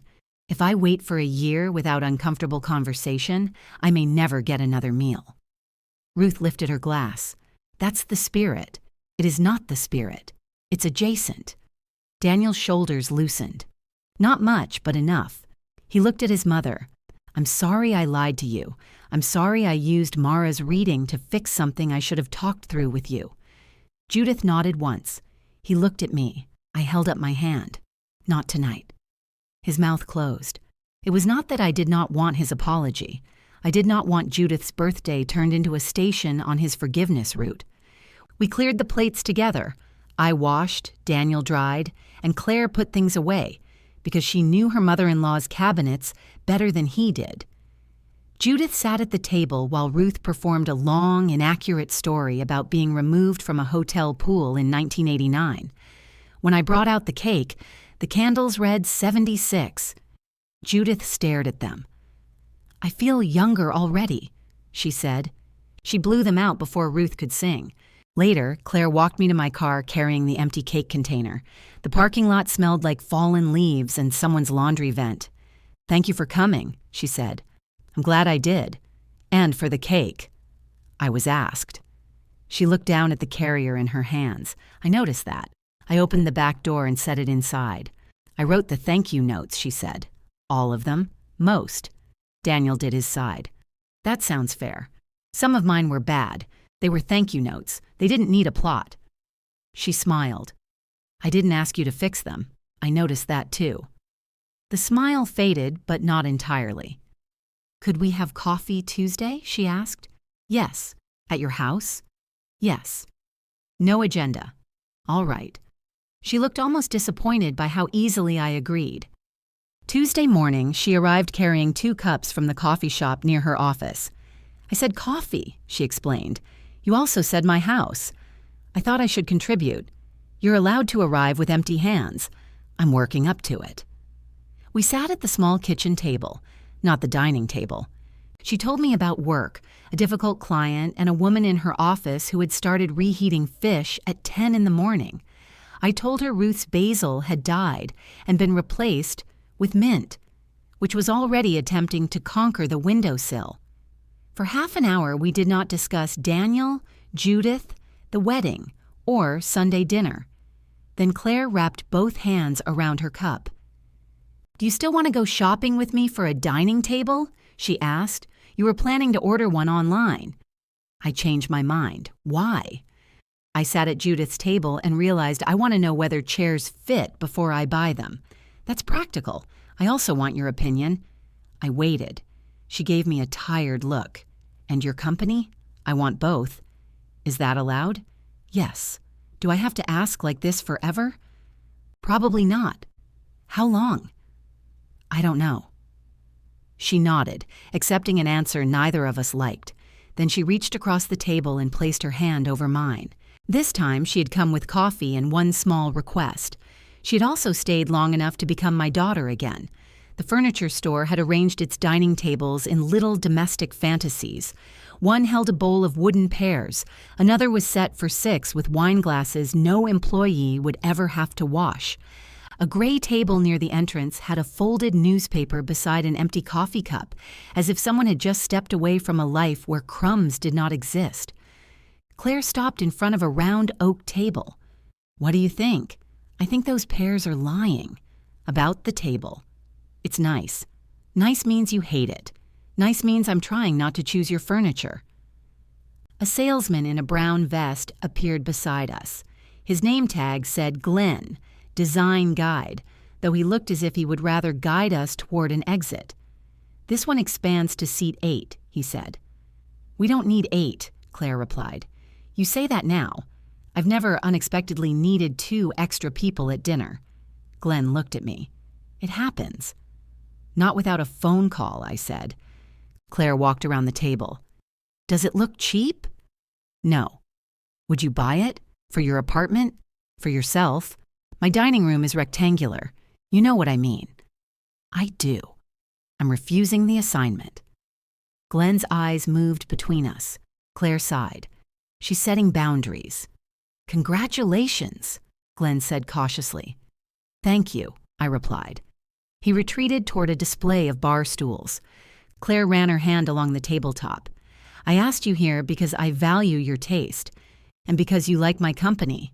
I said that. You did. So if I ask your opinion, I'm not exploiting you. No, but you won't give it. I said it was nice. You've given funeral casseroles stronger endorsements. I laughed. All right, it's too orange, the legs look crowded, and the extension seam will collect crumbs until the end of time. Thank you. You're welcome. She moved on without buying it. We found the right table near the back. It was walnut long enough for 6, with simple legs and a leaf that stored underneath. Claire liked it immediately, which made her suspicious. What's wrong with it? She asked. The price. Besides that, nothing obvious. That feels irresponsible. Sit down. We tried the chairs. They were comfortable but upholstered in cream fabric. No, I said, I didn't ask. You didn't have to. These chairs would record every dinner. She chose wooden ones with curved backs. While Glenn prepared the order, Claire stood beside a display cabinet and watched another couple debate whether a bench was more communal. Her expression had changed. What? I asked. I want a host, I assumed, not the old Sundays. I waited. I don't want everybody showing up every week while you inspect whether I remembered napkins, she said. I would never inspect napkins. You would notice. That isn't the same. It feels the same to the napkins. She looked at me. I want a table where you can come and not work. The answer touched me enough that I became interested in a lamp. I'd like that, I said. Even if the chicken is terrible? Especially then, the chicken will not be terrible. Daniel cooked Judith's birthday chicken. I said I would cook. Then it may only be confusing. She bumped her shoulder against mine. The table arrived 3 weeks later. Claire sent me a photograph of Daniel lying beneath it with a wrench, though the delivery company had claimed assembly was included. Apparently this is how husbands bond with furniture, she wrote. I answered, make sure he reads the instructions before giving them to Judith. She sent back a shocked face, followed by 3 laughing ones. That joke would have been impossible a month earlier. Even then, I worried I had made it too soon. Claire invited me to the first dinner at the new table. Only me. She asked whether I would show her how I roasted chicken without drying it out. I said yes, because teaching her after she asked was not the same as arriving early and quietly taking over. I repeated this to myself while she held the chicken upside down over the sink. Which end is supposed to face me? She asked. It no longer cares. That's not useful. Breast side up. She turned it. This is up? That is sideways. It's round. So are you when you lie down. You still have a front. Daniel came home while we were rubbing butter beneath the skin. He stopped in the kitchen doorway, removed his coat, and looked at the 2 of us. Should I come back? No, Claire said. Wash your hands and cut carrots. He obeyed. We ate at 7:30. The chicken was moist, the carrots were uneven, and Claire had used enough garlic to repel an organized attack. I sat at the new table and did nothing except eat. When dinner ended, Daniel collected the plates. Claire wrapped the leftovers. Neither asked where I kept my containers or whether I had remembered to make coffee. I drove home with garlic in my coat and a feeling I did not trust yet. The next several Sundays developed different shapes. Ruth and I went to a movie one week and spent the ride home arguing about whether the ending was profound or merely unfinished. Judith invited us for soup another week, then became offended when we enjoyed the bakery bread more than the soup. Claire and Daniel hosted once a month. Sometimes we went to a restaurant. Sometimes no one arranged anything. The family did not fall apart. It became less efficient. Dates had to be discussed. People forgot to invite Raymond. Judith once arrived at Claire's apartment a week early because she had written the wrong Sunday on a grocery receipt. No single person knew where everyone was supposed to be, and therefore everyone had to ask. Claire and I had coffee. We shopped for curtains and disagreed about every pattern containing birds. She called me after difficult days at work and, with visible effort, told me what had happened without asking me to draft the message she should send next. Sometimes I offered advice anyway. The first time I did, she narrowed her eyes. Am I allowed to take that? I offered it. I'm checking. So am I. Daniel remained courteous. He opened doors, poured wine, and asked direct questions about my garden. He did not mention the wedding reading. By January, courtesy had become its own uncomfortable room. One Saturday afternoon, he appeared at my door alone. He held no flowers, food, or object that could pretend to be the reason for his visit. Is Claire with you? I asked. No. She knows I'm here. Does Judith? No. Ruth? Why would Ruth know? Information travels strangely. He looked past me into the hallway. Could I come in? I stepped aside. He removed his coat and hung it on the peg. People removed their jackets in my house. I noticed, then resented myself for noticing. Coffee? I asked. Sure. He followed me into the kitchen and sat at the small table. I used the blue mug for him because it was closest. He wrapped both hands around it without knowing Tom had once done the same. I owe you an apology, he said. You've said that before. I know. I keep getting it wrong. That is possible. He looked down at the mug. I wanted my mother to feel important. That part was always clear. She felt like she had no place in the wedding. I know. I thought giving her the reading would solve it. Why did her importance require my erasure? It didn't, but that was the method you chose. Yes. Why? He rubbed his thumb across a small chip in the mug's glaze. Because you had more, he said. More what? A place. With Claire. In the family. You had all this history, and Mom had complained for months that she felt outside everything. I thought taking one thing from your side and moving it to hers would balance it. You thought my relationship with my daughter was inventory. He winced. When you say it like that, how else should I say it? I don't know. He took a sip of coffee and made a face because it was still too hot. I also knew you wouldn't make a scene, he said.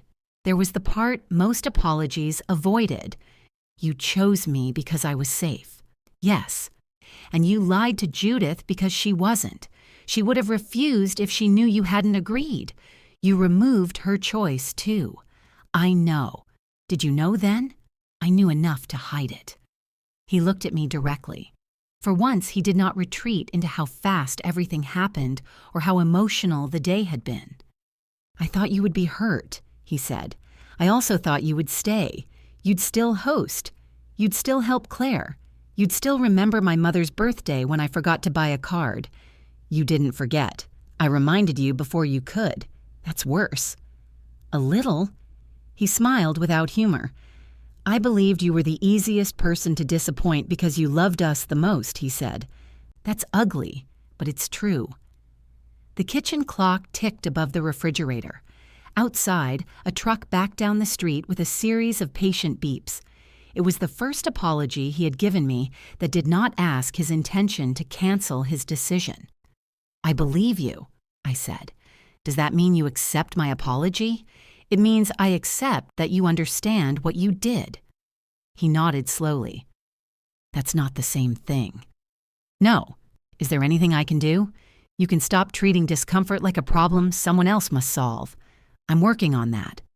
How is it going? Uncomfortably. That made me laugh. He smiled, then grew serious again. Claire misses how things were. So do I. I didn't expect you to say that. Missing something doesn't mean it should return unchanged. She misses the dinners. Does she miss dinner or being cared for? Both. His honesty kept surprising me. What do you miss? I asked. He considered the question, knowing I could come here and be bad company. You still can. It doesn't feel like it. Trust often feels different after someone spends it. He looked toward the dining room, where the table stood empty beneath the winter light. I'm sorry, Mara. This time, I did not correct the shape of the apology. I walked him to the door. Before he left, he touched the sleeve of his coat and said, Claire and I are trying to figure out how to be married without asking you or Mom to referee us. That sounds wise. We're bad at it. So I've heard. He smiled and stepped onto the porch. After he drove away, Claire called. I'm not asking what he said, she told me immediately. That's very disciplined. I've been staring at my phone for an hour. He apologized. Was it better this time? Yes. She exhaled. Are you coming to dinner next Sunday? She asked. Was I invited? I am inviting you now. Then yes. When we ended the call, I returned to the kitchen and washed Daniel's mug. He had finally named what he took. The harder question was whether naming it meant any of us knew how to live differently after. By March, Daniel had stopped looking at me every time Claire asked him a question, as if I were an answer key he had been forbidden to use. By May, Claire could complain about him without turning the complaint into an application for my agreement. He loads the dishwasher like he's hiding evidence, she told me one afternoon. Have you told him? Yes. What did he say? That the dishes get clean. Do they? That isn't the point. I nearly told her it was at least one of the points, but I let her finish. Our conversations became less careful without becoming careless. Sometimes she asked for advice. Sometimes I gave it. Once, after I suggested 3 different ways she might handle a disagreement at work, she held up a hand. I only wanted to tell you. I stopped. She smiled. Look at us. The regular Sunday dinners never returned. Instead, there were invitations: mine, Claire's, Judith's, even Ruth's, though Ruth considered buying prepared food and placing it in her own serving bowls an act of cooking. I hosted when I wanted to. The first time, I made the lemon chicken Linda kept trying to reproduce. Claire arrived with a salad, Daniel brought wine, Judith brought a second bottle because she did not trust Daniel's taste, and Ruth brought nothing but claimed she had contributed expectations.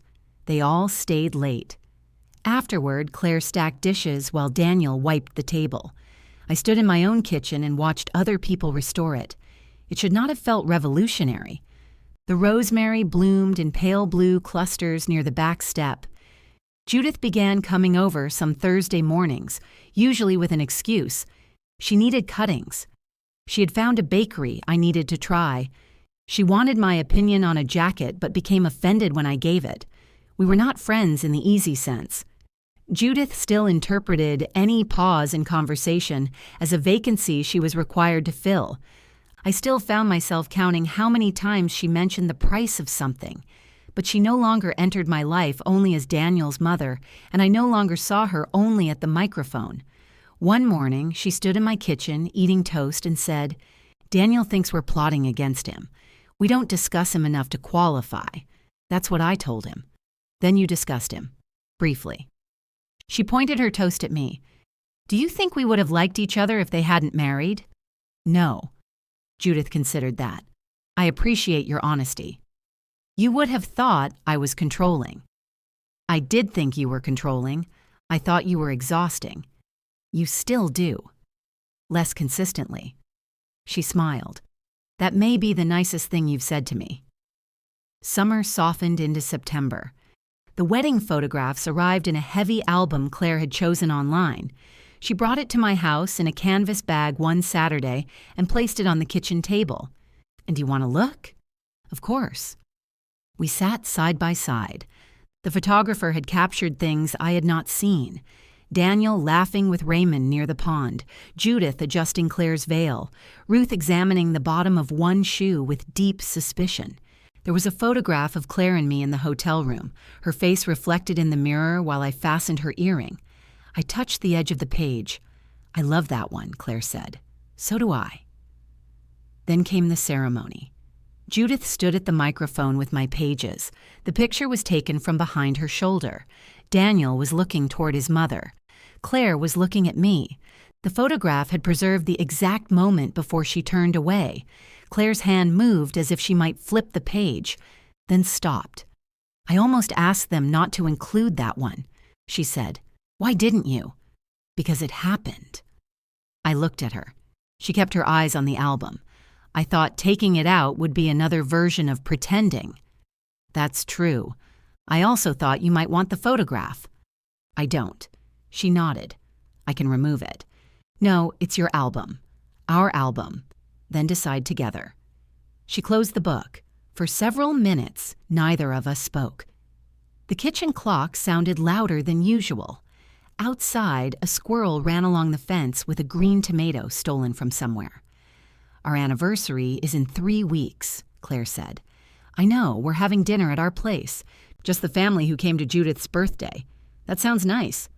Ruth already asked if gifts are expected. "What did you tell her?" "Only if they're expensive." "Good." She ran her fingers over the album cover. "Daniel and I had an idea. Something in her tone made me wait.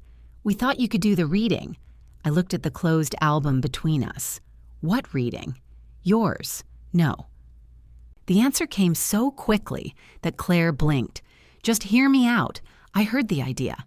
You could read it at the dinner, not like a formal ceremony. We'd have dessert, then you could stand or sit if you wanted and read it the way it was supposed to happen." "No." "Why not?"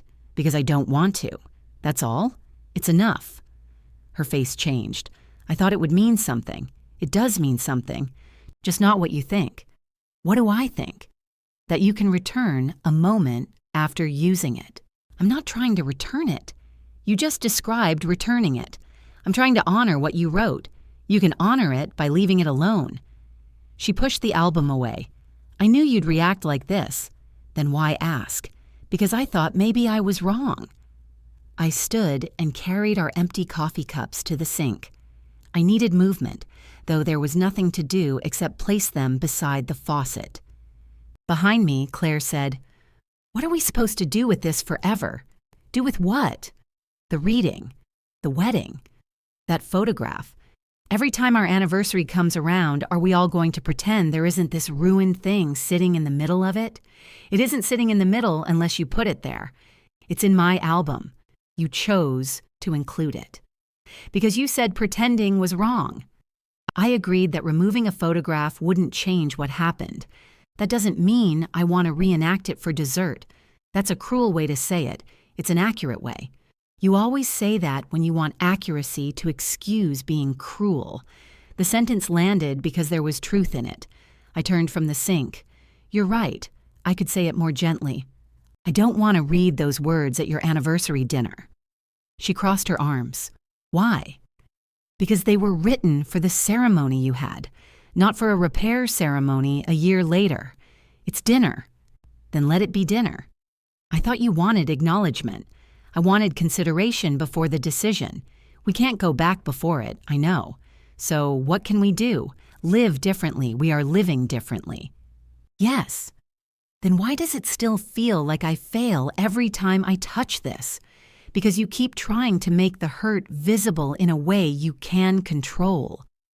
She looked as though I had slapped the table. "That's not fair." "Maybe not. I wanted you to have your moment. The injury was never the loss of a microphone. Then what was it? I had said versions of the answer before. Not this one. It was watching you look at me while another woman read my words." Claire's face went still. "You knew they were mine," I said. "You knew I had not agreed. You understood exactly why I would be hurt, and you decided my pain was the safest price to pay for keeping everybody else comfortable." Her eyes filled, but she did not look away. "I was afraid Daniel would think I was choosing you over him," she said. "So you chose him over me. It was our wedding." "Yes. I was supposed to put him first. Putting your husband first does not require putting your mother beneath everybody. I know that now. Then stop trying to repair the scene, repair the choice." "How? I can't write that for you." Her chair scraped backward. "There it is," she said. "Whenever I don't know what you want, you tell me figuring it out is part of the punishment. It isn't punishment. It feels like one. I don't know how to give you instructions for becoming someone who wouldn't make that choice again.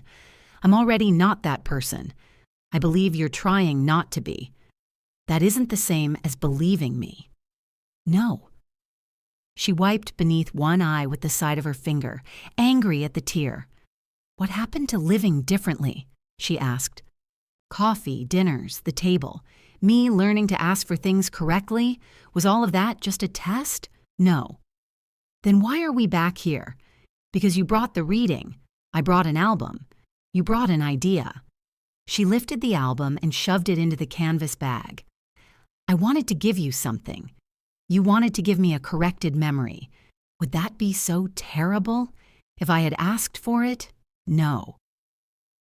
She stood with the bag over her shoulder. I wanted to stop her. I wanted to say we had both become too skilled at hearing accusation. Instead, I said, "Claire, I will come to your anniversary dinner. I will celebrate your marriage. I will not read." She held the bag against her side. "Daniel thought you might say no," she said. "Was it his idea? Does that matter?" "It matters to me. It was both of ours." The same answer, 1 year later. This time she was not hiding behind it. She was claiming her part. I nodded. "All right," she walked to the front door. Before opening it, she turned. "I'm sorry I looked away. The sentence was so quiet I nearly missed it. I haven't been able to stop seeing that part either," she said. Then she left. Judith called that evening. "Claire says the anniversary dinner may be canceled. She works quickly." "What happened?" "You should ask her." "I did." "She said you refused the reading." "I did." "She did not tell me they planned a reading. They wanted me to read the original." Judith made a distressed sound. "Why would they do that?" "They thought it would give me back the moment. You can't give back a moment." "Where would you put it?" apparently beside dessert. Judith was silent long enough that I knew she had heard the bitterness. "Do you want my opinion?" she asked. "Not particularly. I agree with you. That's why I don't want it." "Oh, I don't want this to become mothers against them." "Then I'll disagree slightly." "Thank you. I understand why Claire thought it might help." "So do I. That may be the problem. Yes." The anniversary dinner was canceled the next day. Claire sent the message to all of us. Daniel and I decided to spend the evening alone. No family dinner after all. "Thanks for understanding." Ruth reacted with a heart. Judith did too. I wrote, "I hope you have a beautiful evening." Claire did not answer. On their anniversary, I baked bread, cut rosemary from the garden, and ate dinner with Ruth at my little kitchen table. Neither of us mentioned the date until she was leaving. "You all right?" she asked. "I don't know. That's honest. I told her I would come." "I know. She canceled anyway. Maybe the dinner was another thing they were arranging to show everyone they were fine. Judith said that. Judith is occasionally right. It's very inconvenient." After Ruth left, I took the reading from beneath Tom's dictionary. The folds had faded but not disappeared. I had refused to speak those words at Claire's anniversary because they still belonged to me. That did not make the silence feel like victory. The pages stayed on the table overnight. In the morning, I moved them beside the fruit bowl. At noon, I put them in the drawer where I kept stamps and spare keys. By dinner, they were beneath the dictionary again. Apparently, ownership did not include knowing where to store something. Claire did not call the day after the anniversary. Neither did Daniel. Judith sent me a photograph of a bakery window with no explanation. Ruth asked whether I wanted to see a movie and did not mention the canceled dinner. I said yes. The movie was a comedy in which every adult behaved badly until the final 12 minutes, when music played and everyone forgave each other in attractive lighting. Outside the theater, Ruth said, "Well, it needed another hour. It needed fewer people.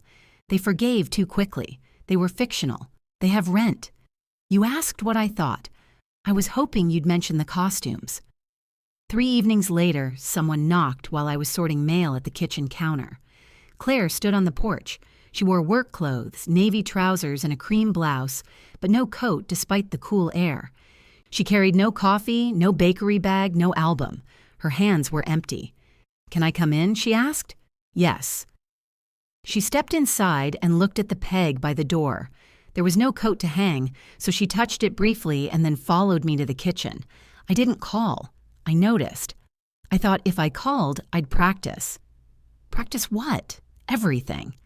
She sat at the little table. I put the mail aside. "Do you want coffee?" "No." "Tea?" "No, thank you." I sat across from her. For several seconds, she looked around my kitchen as if it belonged to someone she was meeting for the first time. The room had not changed. The same blue bowl held onions near the stove. Tom's dictionary sat on the counter. A grocery list in my handwriting was attached to the refrigerator with a magnet shaped like Vermont. "How was your anniversary?" I asked. "We ordered food and ate at the new table." "What kind of food?" "Thai." "Good?" It was too spicy for Daniel, but he kept saying it wasn't. That sounds like Daniel. He drank almost an entire pitcher of water. I smiled. Claire folded her hands. We talked. About the reading, about everything we've been using the reading to avoid. I waited. She looked at her fingers. "The dinner wasn't really for you." "I know. I didn't. Not at first. I thought if you stood up and read it, then there would be a new picture. Not an actual photograph necessarily, although I probably would have taken one. I assumed. There would be this memory of you saying the words and us listening. Then when I thought about the wedding, I could put that memory beside it. Or over it. Yes." Her fingers tightened together. "I kept telling myself I was giving you something," she said. "But I wanted to feel like the daughter who had corrected the mistake. I wanted everyone there so they could see me do it. That's honest? It's awful. It can be both." She looked up. Daniel wanted it too. He said he thought I might refuse. He thought if we made it casual enough, you wouldn't. That was familiar. I know. She let out a slow breath. On our anniversary, I asked him what he imagined would happen after you read. He said you'd cry, we'd hug, Judith would apologize again, and everybody would move on. A very efficient evening.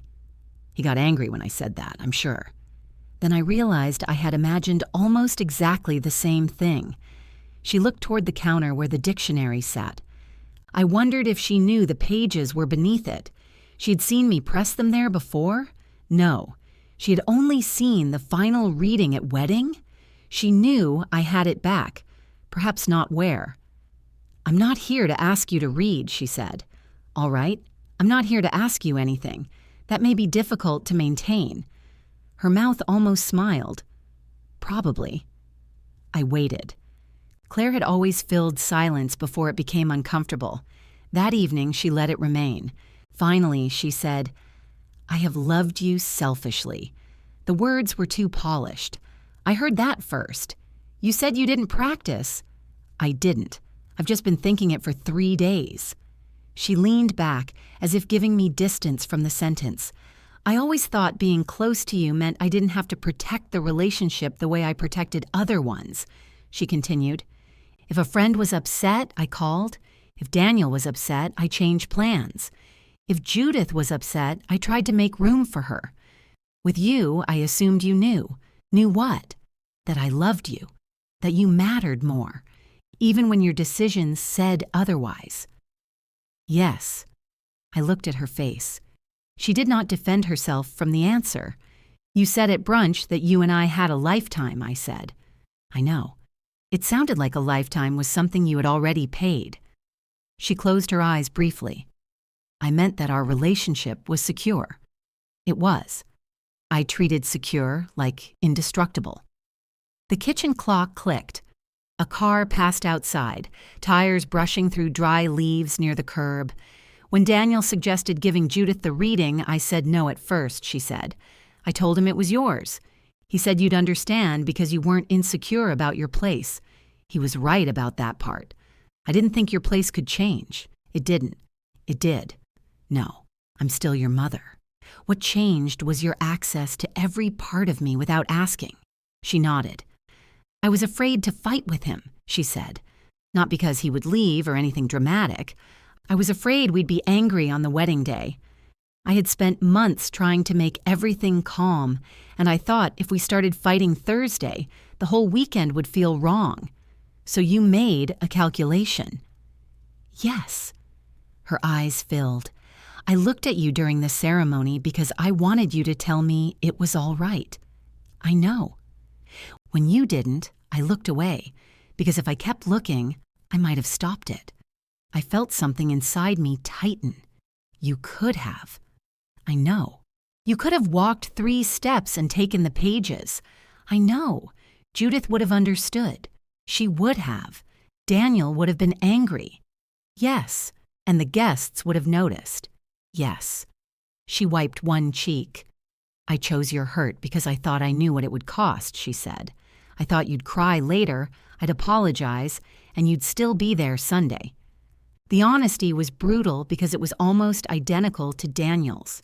"And I was right about part of it," she continued. "You would have stayed. You did stay. I just thought staying meant nothing had been taken."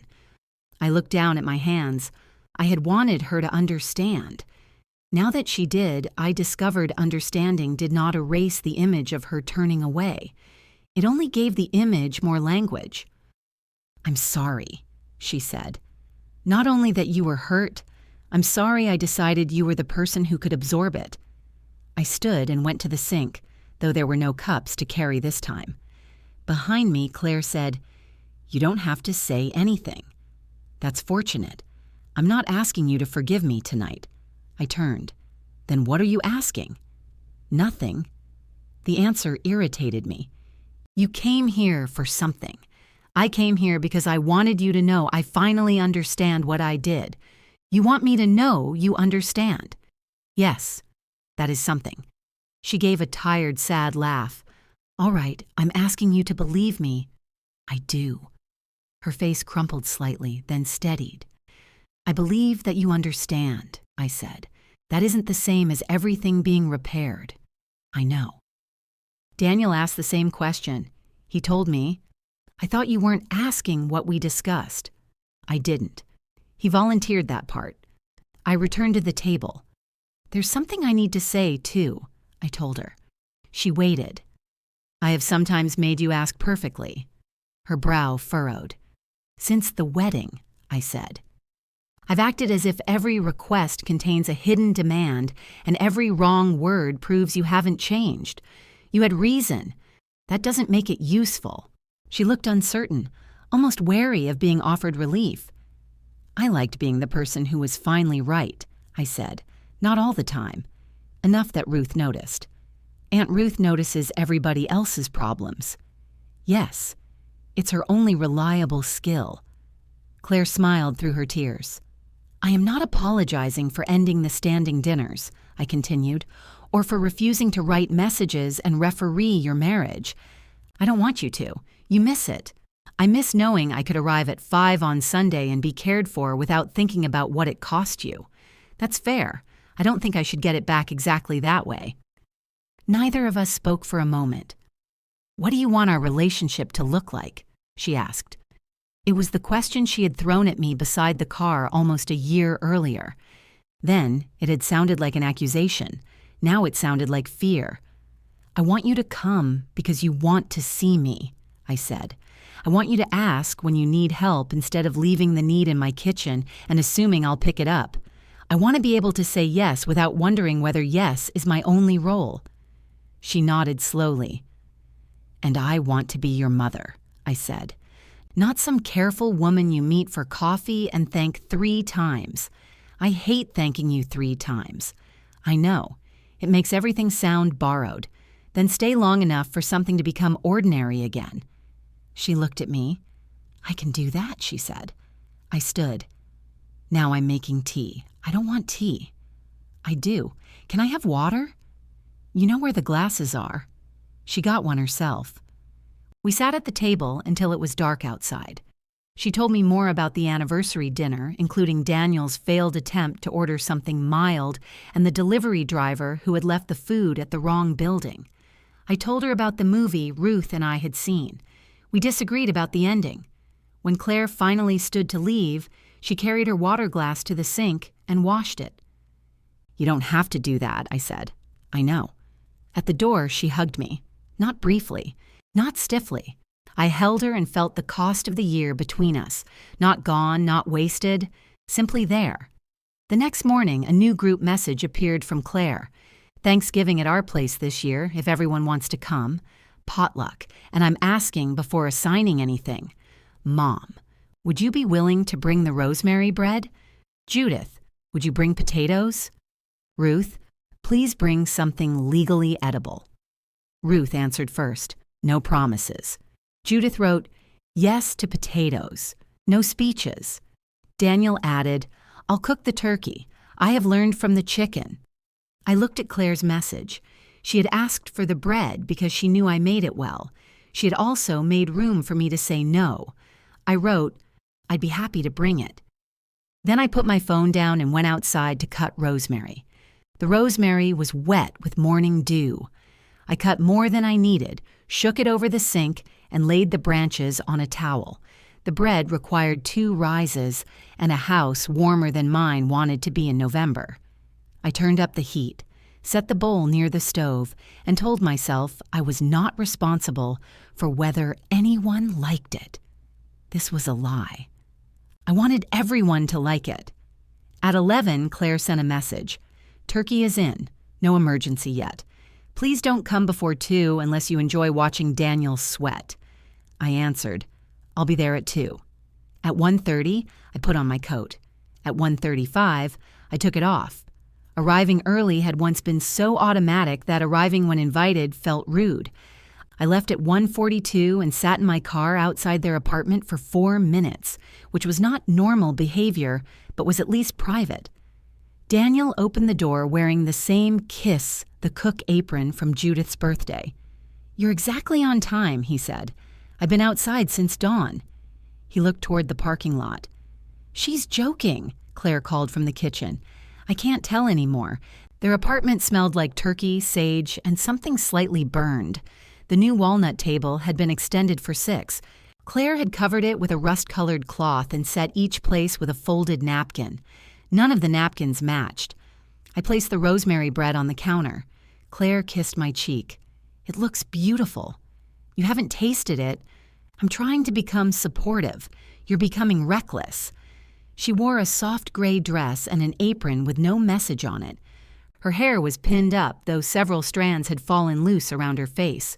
A serving spoon stuck out of one pocket. "Do you need anything?" I asked. "No." The answer was quick, but not defensive. Then she reconsidered. "Actually, would you taste the gravy?" "Yes." She handed me a spoon. The gravy needed salt, but only a little. I told her. She added it, stirred, and tasted again. "Better?" "Much." "Thank you." No ceremony, no discussion of what asking meant, just gravy. The smoke detector remained silent. Judith arrived at 2:15 with potatoes in a blue casserole dish and a bottle of wine she claimed was for the table but kept near her own place. Ruth came next carrying a bowl covered in foil. Claire eyed it. "What did you bring?" "Cranberry sauce."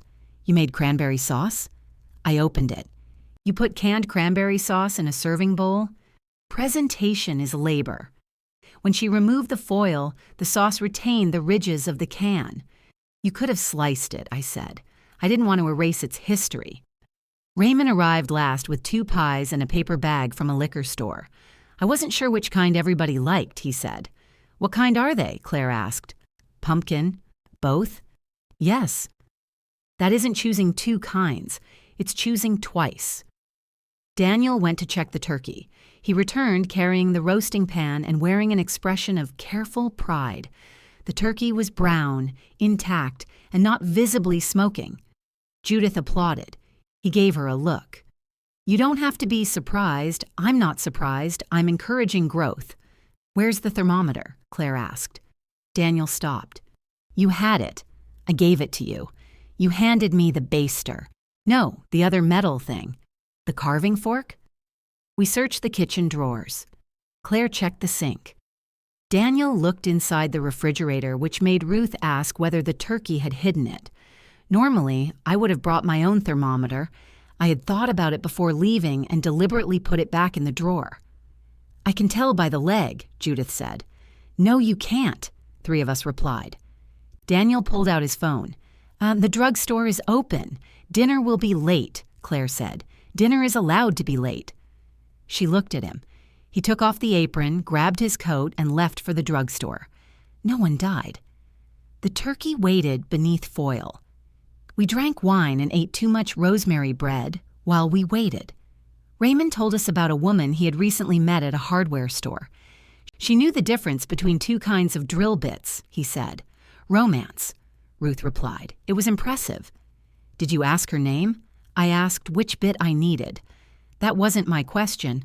When Daniel returned, the turkey was safely cooked and still warm. He carved it at the counter while Claire arranged the dishes on the table. I carried the bread. "Sit," she said. "I'm bringing one thing." "You already brought it." "I'm transporting it 6 feet. That's how it starts." I put the basket down and took my seat. My place was not at the narrow end beside a ficus. Claire had seated me between Ruth and Daniel across from her. Judith sat beside Claire and Raymond occupied the remaining chair, where he immediately knocked his fork onto the floor. The food was good, not flawless, not rescued, not served at the exact time printed in anyone's mind. The turkey was tender. Judith's potatoes were too buttery, which made them perfect. Claire's gravy was salty enough. Ruth's cranberry sauce trembled whenever someone touched the table. Halfway through dinner, Raymond asked, "So is Mara doing Christmas?" Every face turned toward me. I had not decided. Before I could answer, Claire said, "Mara isn't automatically doing anything." "I was asking," Raymond said. "You asked if she was doing it, not whether she wanted to." "They sound similar." "They aren't." Raymond looked at me. "Would you like to do Christmas?" "I don't know yet." "Fair." He returned to his potatoes. The exchange lasted less than 20 seconds. Claire did not look at me for approval afterward. She had not defended me as a performance. She had simply corrected an assumption and continued eating. Judith lifted her wine glass. To invitations. "Oh no," Ruth said. "Is this a speech?" "One word." That was 2. Daniel raised his glass. To asking. Claire looked at him. "That sounds suggestive. I'm surrounded by difficult women. You created the seating chart," I said. He smiled. We touched glasses, though Raymond had already emptied his. After dessert, everyone stood at once. Judith wrapped potatoes. Raymond tried to take both pies home despite bringing them. Ruth placed a slice of cranberry sauce in a plastic container and claimed she was preserving it for science. I began gathering plates. Claire touched my wrist. "You brought bread. I'm aware. You can sit. I want to help." She studied me. "I'm not testing you," I said. "All right. Would you dry?" "Yes." She washed. I dried. Daniel cleared the table and loaded the dishwasher under Claire's supervision, though she kept her criticism to one raised eyebrow. In the kitchen, Claire handed me a wet plate. "We had a bad week," she said. I dried the plate. "You and Daniel?" "Yes." "Do you want to tell me?" "I don't need advice." "That wasn't what I asked." She nodded. "I know." She told me they had argued about money spent on the anniversary dinner that never happened, then discovered the argument was actually about the canceled reading, which was actually about whether Daniel believed he had already apologized enough. "What did you tell him?" I asked. "That apologies don't have a maximum number if the behavior keeps repeating." "That sounds reasonable." He said, "I've started talking like you." "That sounds unfair." It was. She smiled and handed me a glass. "We worked it out," she said. "Or we stopped for the night and started again the next day. I'm learning those can look similar. That took me years. You and Dad didn't fight much. We fought quietly. I never heard." That was part of the quiet. She considered that while rinsing a plate. "Was that good?" she asked. "Sometimes. Sometimes it only meant we took turns being angry alone." She looked at me. "I didn't know that." "You didn't need to." "I know. I'm just glad you told me." She did not turn it into a lesson or ask what she should do differently. She returned to the dishes. When the kitchen was clean, she packed turkey and potatoes into a container for me. "I don't need that much. It isn't that much. It could feed Ruth for a week." Ruth ate cranberry sauce from a can and called it labor. "That is evidence in your favor." At the door, Daniel handed me my coat. "Thank you for coming," he said. "Thank you for cooking. You sound surprised. I'm encouraging growth." Judith heard and laughed from the hallway. The family began discussing Christmas in the group chat the following Monday. Claire offered brunch at her apartment. Judith wanted Christmas Eve but did not want to cook. Ruth suggested a restaurant that had closed 2 years earlier. Raymond asked if bringing the hardware store woman would make 7 people and was informed that arithmetic did not govern invitations. No one asked me to organize the schedule. I should have enjoyed that more. Instead, I watched the messages collect without me. They solved the date. They divided food. Claire created a list. Daniel called the restaurant Judith preferred and learned it was closed on Christmas Eve. They changed plans without asking what I thought. By the time Ruth called, I was offended and ashamed of being offended. "They don't need me," I said. "You worked very hard on that. I didn't want to become irrelevant. You resigned as cruise director, not mother. It feels different from this side." "Everything does." I walked to the dining room. The long table caught the pale afternoon light. For years, December had arrived there in boxes. Candles, platters, extra chairs, lists tucked beneath the fruit bowl. I had complained about the work and guarded it fiercely.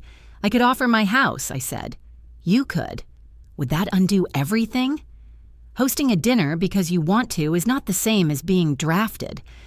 What if part of me wants them to need the space? Then part of you is human. Don't let her write the invitation alone. I sent a message suggesting soup and bread at my house on the 23rd. Not Christmas. Not a replacement for every tradition. An extra evening because I wanted one. Everyone said yes. Claire asked what she could bring. "Nothing," I started to type. I erased it. Salad, I wrote. Daniel can bring wine. Judith. Dessert if you'd like. Ruth. Ice. Ruth replied, I can be trusted with ice. You once burned water, Claire wrote. That pan was defective. On the 23rd, they arrived carrying what they had agreed to bring. Claire came early because I invited her early. Daniel opened wine. Judith brought a cake from the bakery and admitted immediately that she had not made it. Ruth brought 3 bags of ice for 5 people. We ate soup at my dining table. They stayed late. Claire cleaned the kitchen while I packed leftovers. When everyone left, my house was quiet in the old way, full of the echo of people who had just been there. I realized then that I did not want independence from my family. I wanted participation that did not require disappearance. The year turned. The rosemary went gray at the tips beneath a thin frost. Sundays continued to belong to whoever made a plan, including no one. One ordinary Sunday afternoon, I took the reading from beneath Tom's dictionary. I had not read the whole thing since the anniversary. I carried the pages to the kitchen table and unfolded them. The creases were still visible. Judith's faint coffee mark remained near the corner. My name sat at the bottom of the final page, small but undeniable. I began with the first line. Love is not rescue. It is attention. The doorbell rang. Through the glass, I saw Claire standing on the porch with empty hands. I opened the door. Claire glanced past me into the hallway. Is this a bad time? No. I should have called. Probably. I can leave. That would make the drive inefficient. She smiled carefully. May I come in? Yes. She stepped inside and removed her coat. This time she had one to hang on the peg. I waited for her to announce why she was there.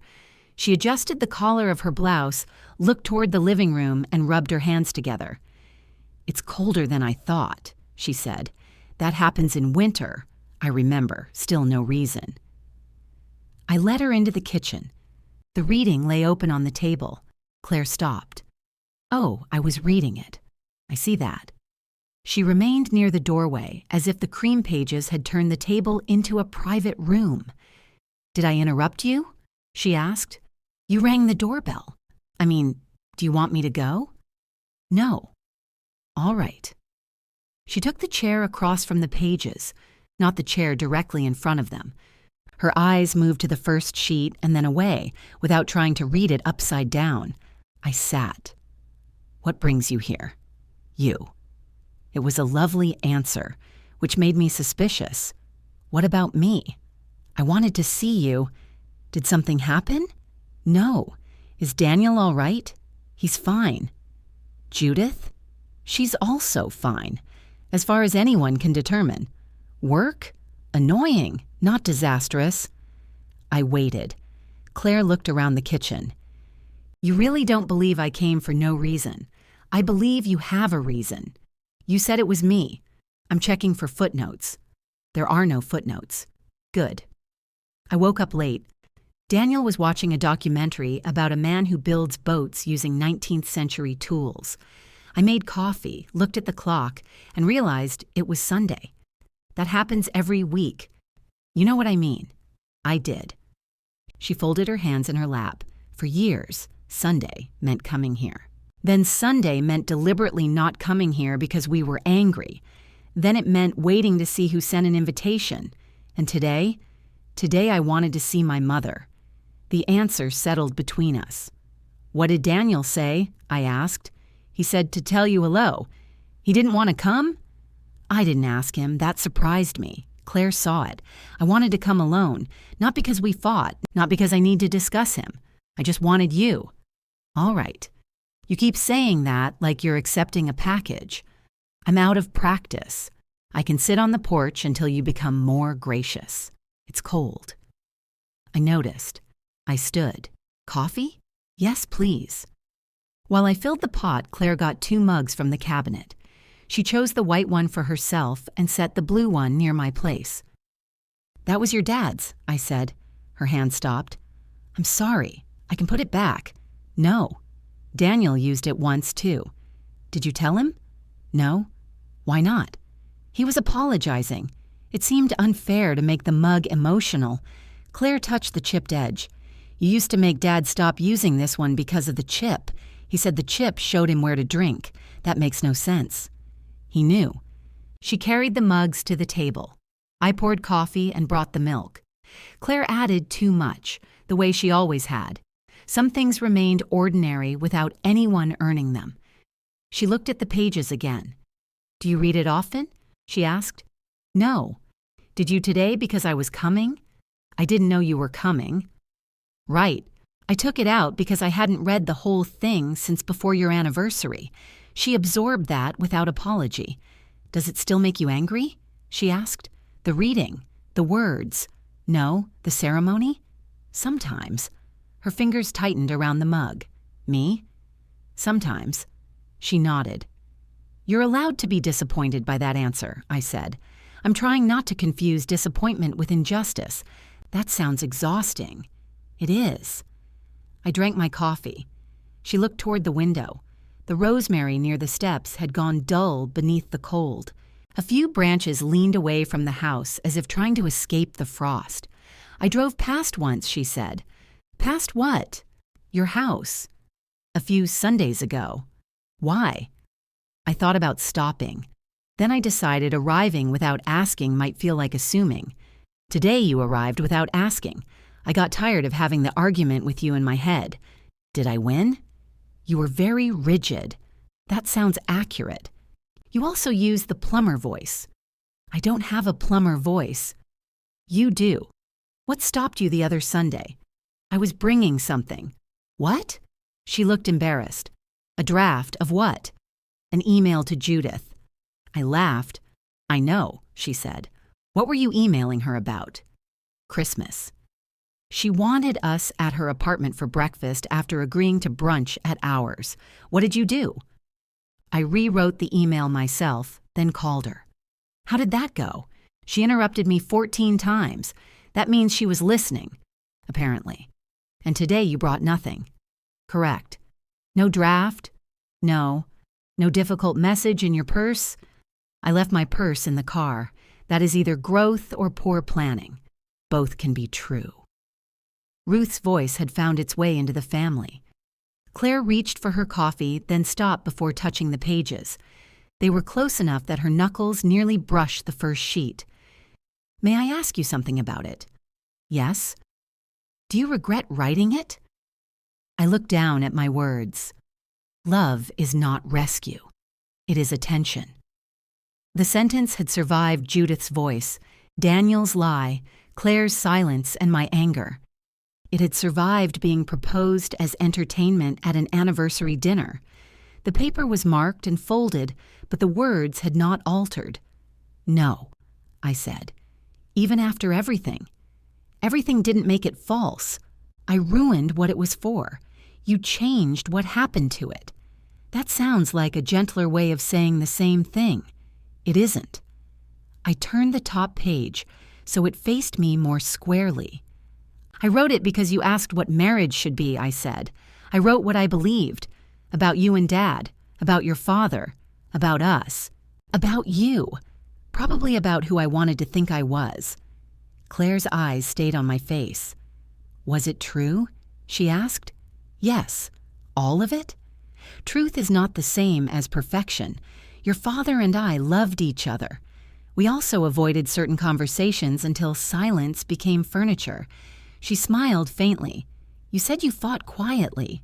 We did. I always thought you knew how to be married.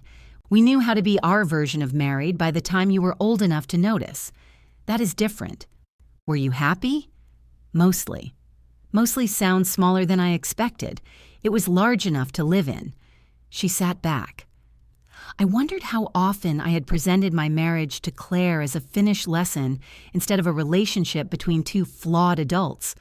She had asked me to write because she thought I knew what staying looked like.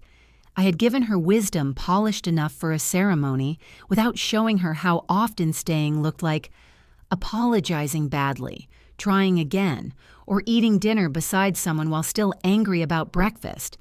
The reading says love is attention, Claire said.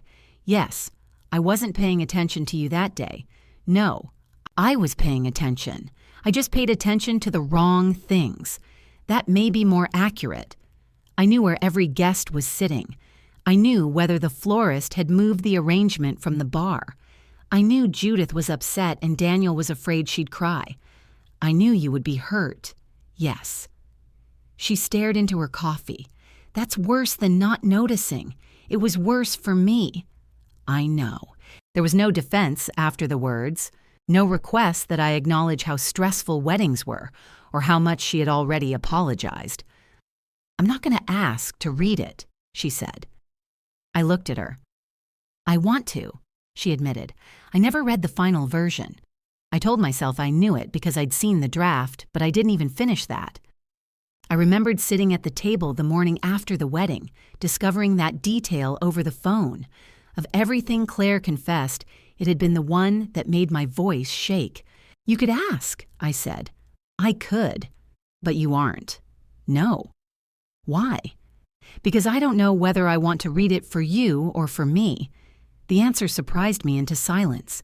She continued, if you want me to have it someday, you'll tell me. If you don't, it's yours. I placed one hand on the pages. A year earlier, I would have believed the correct outcome was for Claire to read every word and understand exactly what she had taken. I had imagined her crying over the lines, finally recognizing their weight. Now she sat across from them without reaching. That restraint told me more than tears could have. I may let you read it, I said. Okay, not today. Okay. She lifted her mug. She did not ask whether not today meant soon. She did not ask what she needed to do first. She took a drink and looked toward the refrigerator. Your grocery list says mushrooms, she said. I'm aware. Do you need mushrooms? Eventually. I could go get them. Why? You need them. I don't need them this minute. All right. She remained seated. The offer had not been a scheme. It was simply the old instinct wearing a new shape. Usefulness reaching for a way into the room. You really came here without a plan, I said. I told you. I'm beginning to believe you. Should I be offended by how long that took? Probably. She smiled. We talked about ordinary things. The mint Ruth had planted in a pot and then abandoned on my windowsill. Raymond's hardware store woman, whose name was Elise, and who apparently owned 3 drills. Judith's refusal to admit she needed reading glasses even after ordering a blouse in the wrong color. Claire told me about a restaurant she and Daniel had tried. I told her my furnace had begun making a clicking sound. Do you want Daniel to look at it? She asked. He knows nothing about furnaces. He enjoys looking. I'll call someone qualified. She nodded and did not turn my furnace into a family project. At noon, I asked if she wanted lunch. I can stay. You've been here 2 hours. That wasn't my question. Yes, you can stay. What are you making? I have soup. Do you want help? No. You can cut bread. That is help. Then yes. We moved around the kitchen together. I heated soup while Claire sliced bread too thick. She set the table without asking where the bowls were. When she found only one clean soup spoon in the drawer, she washed another instead of calling it evidence of my decline.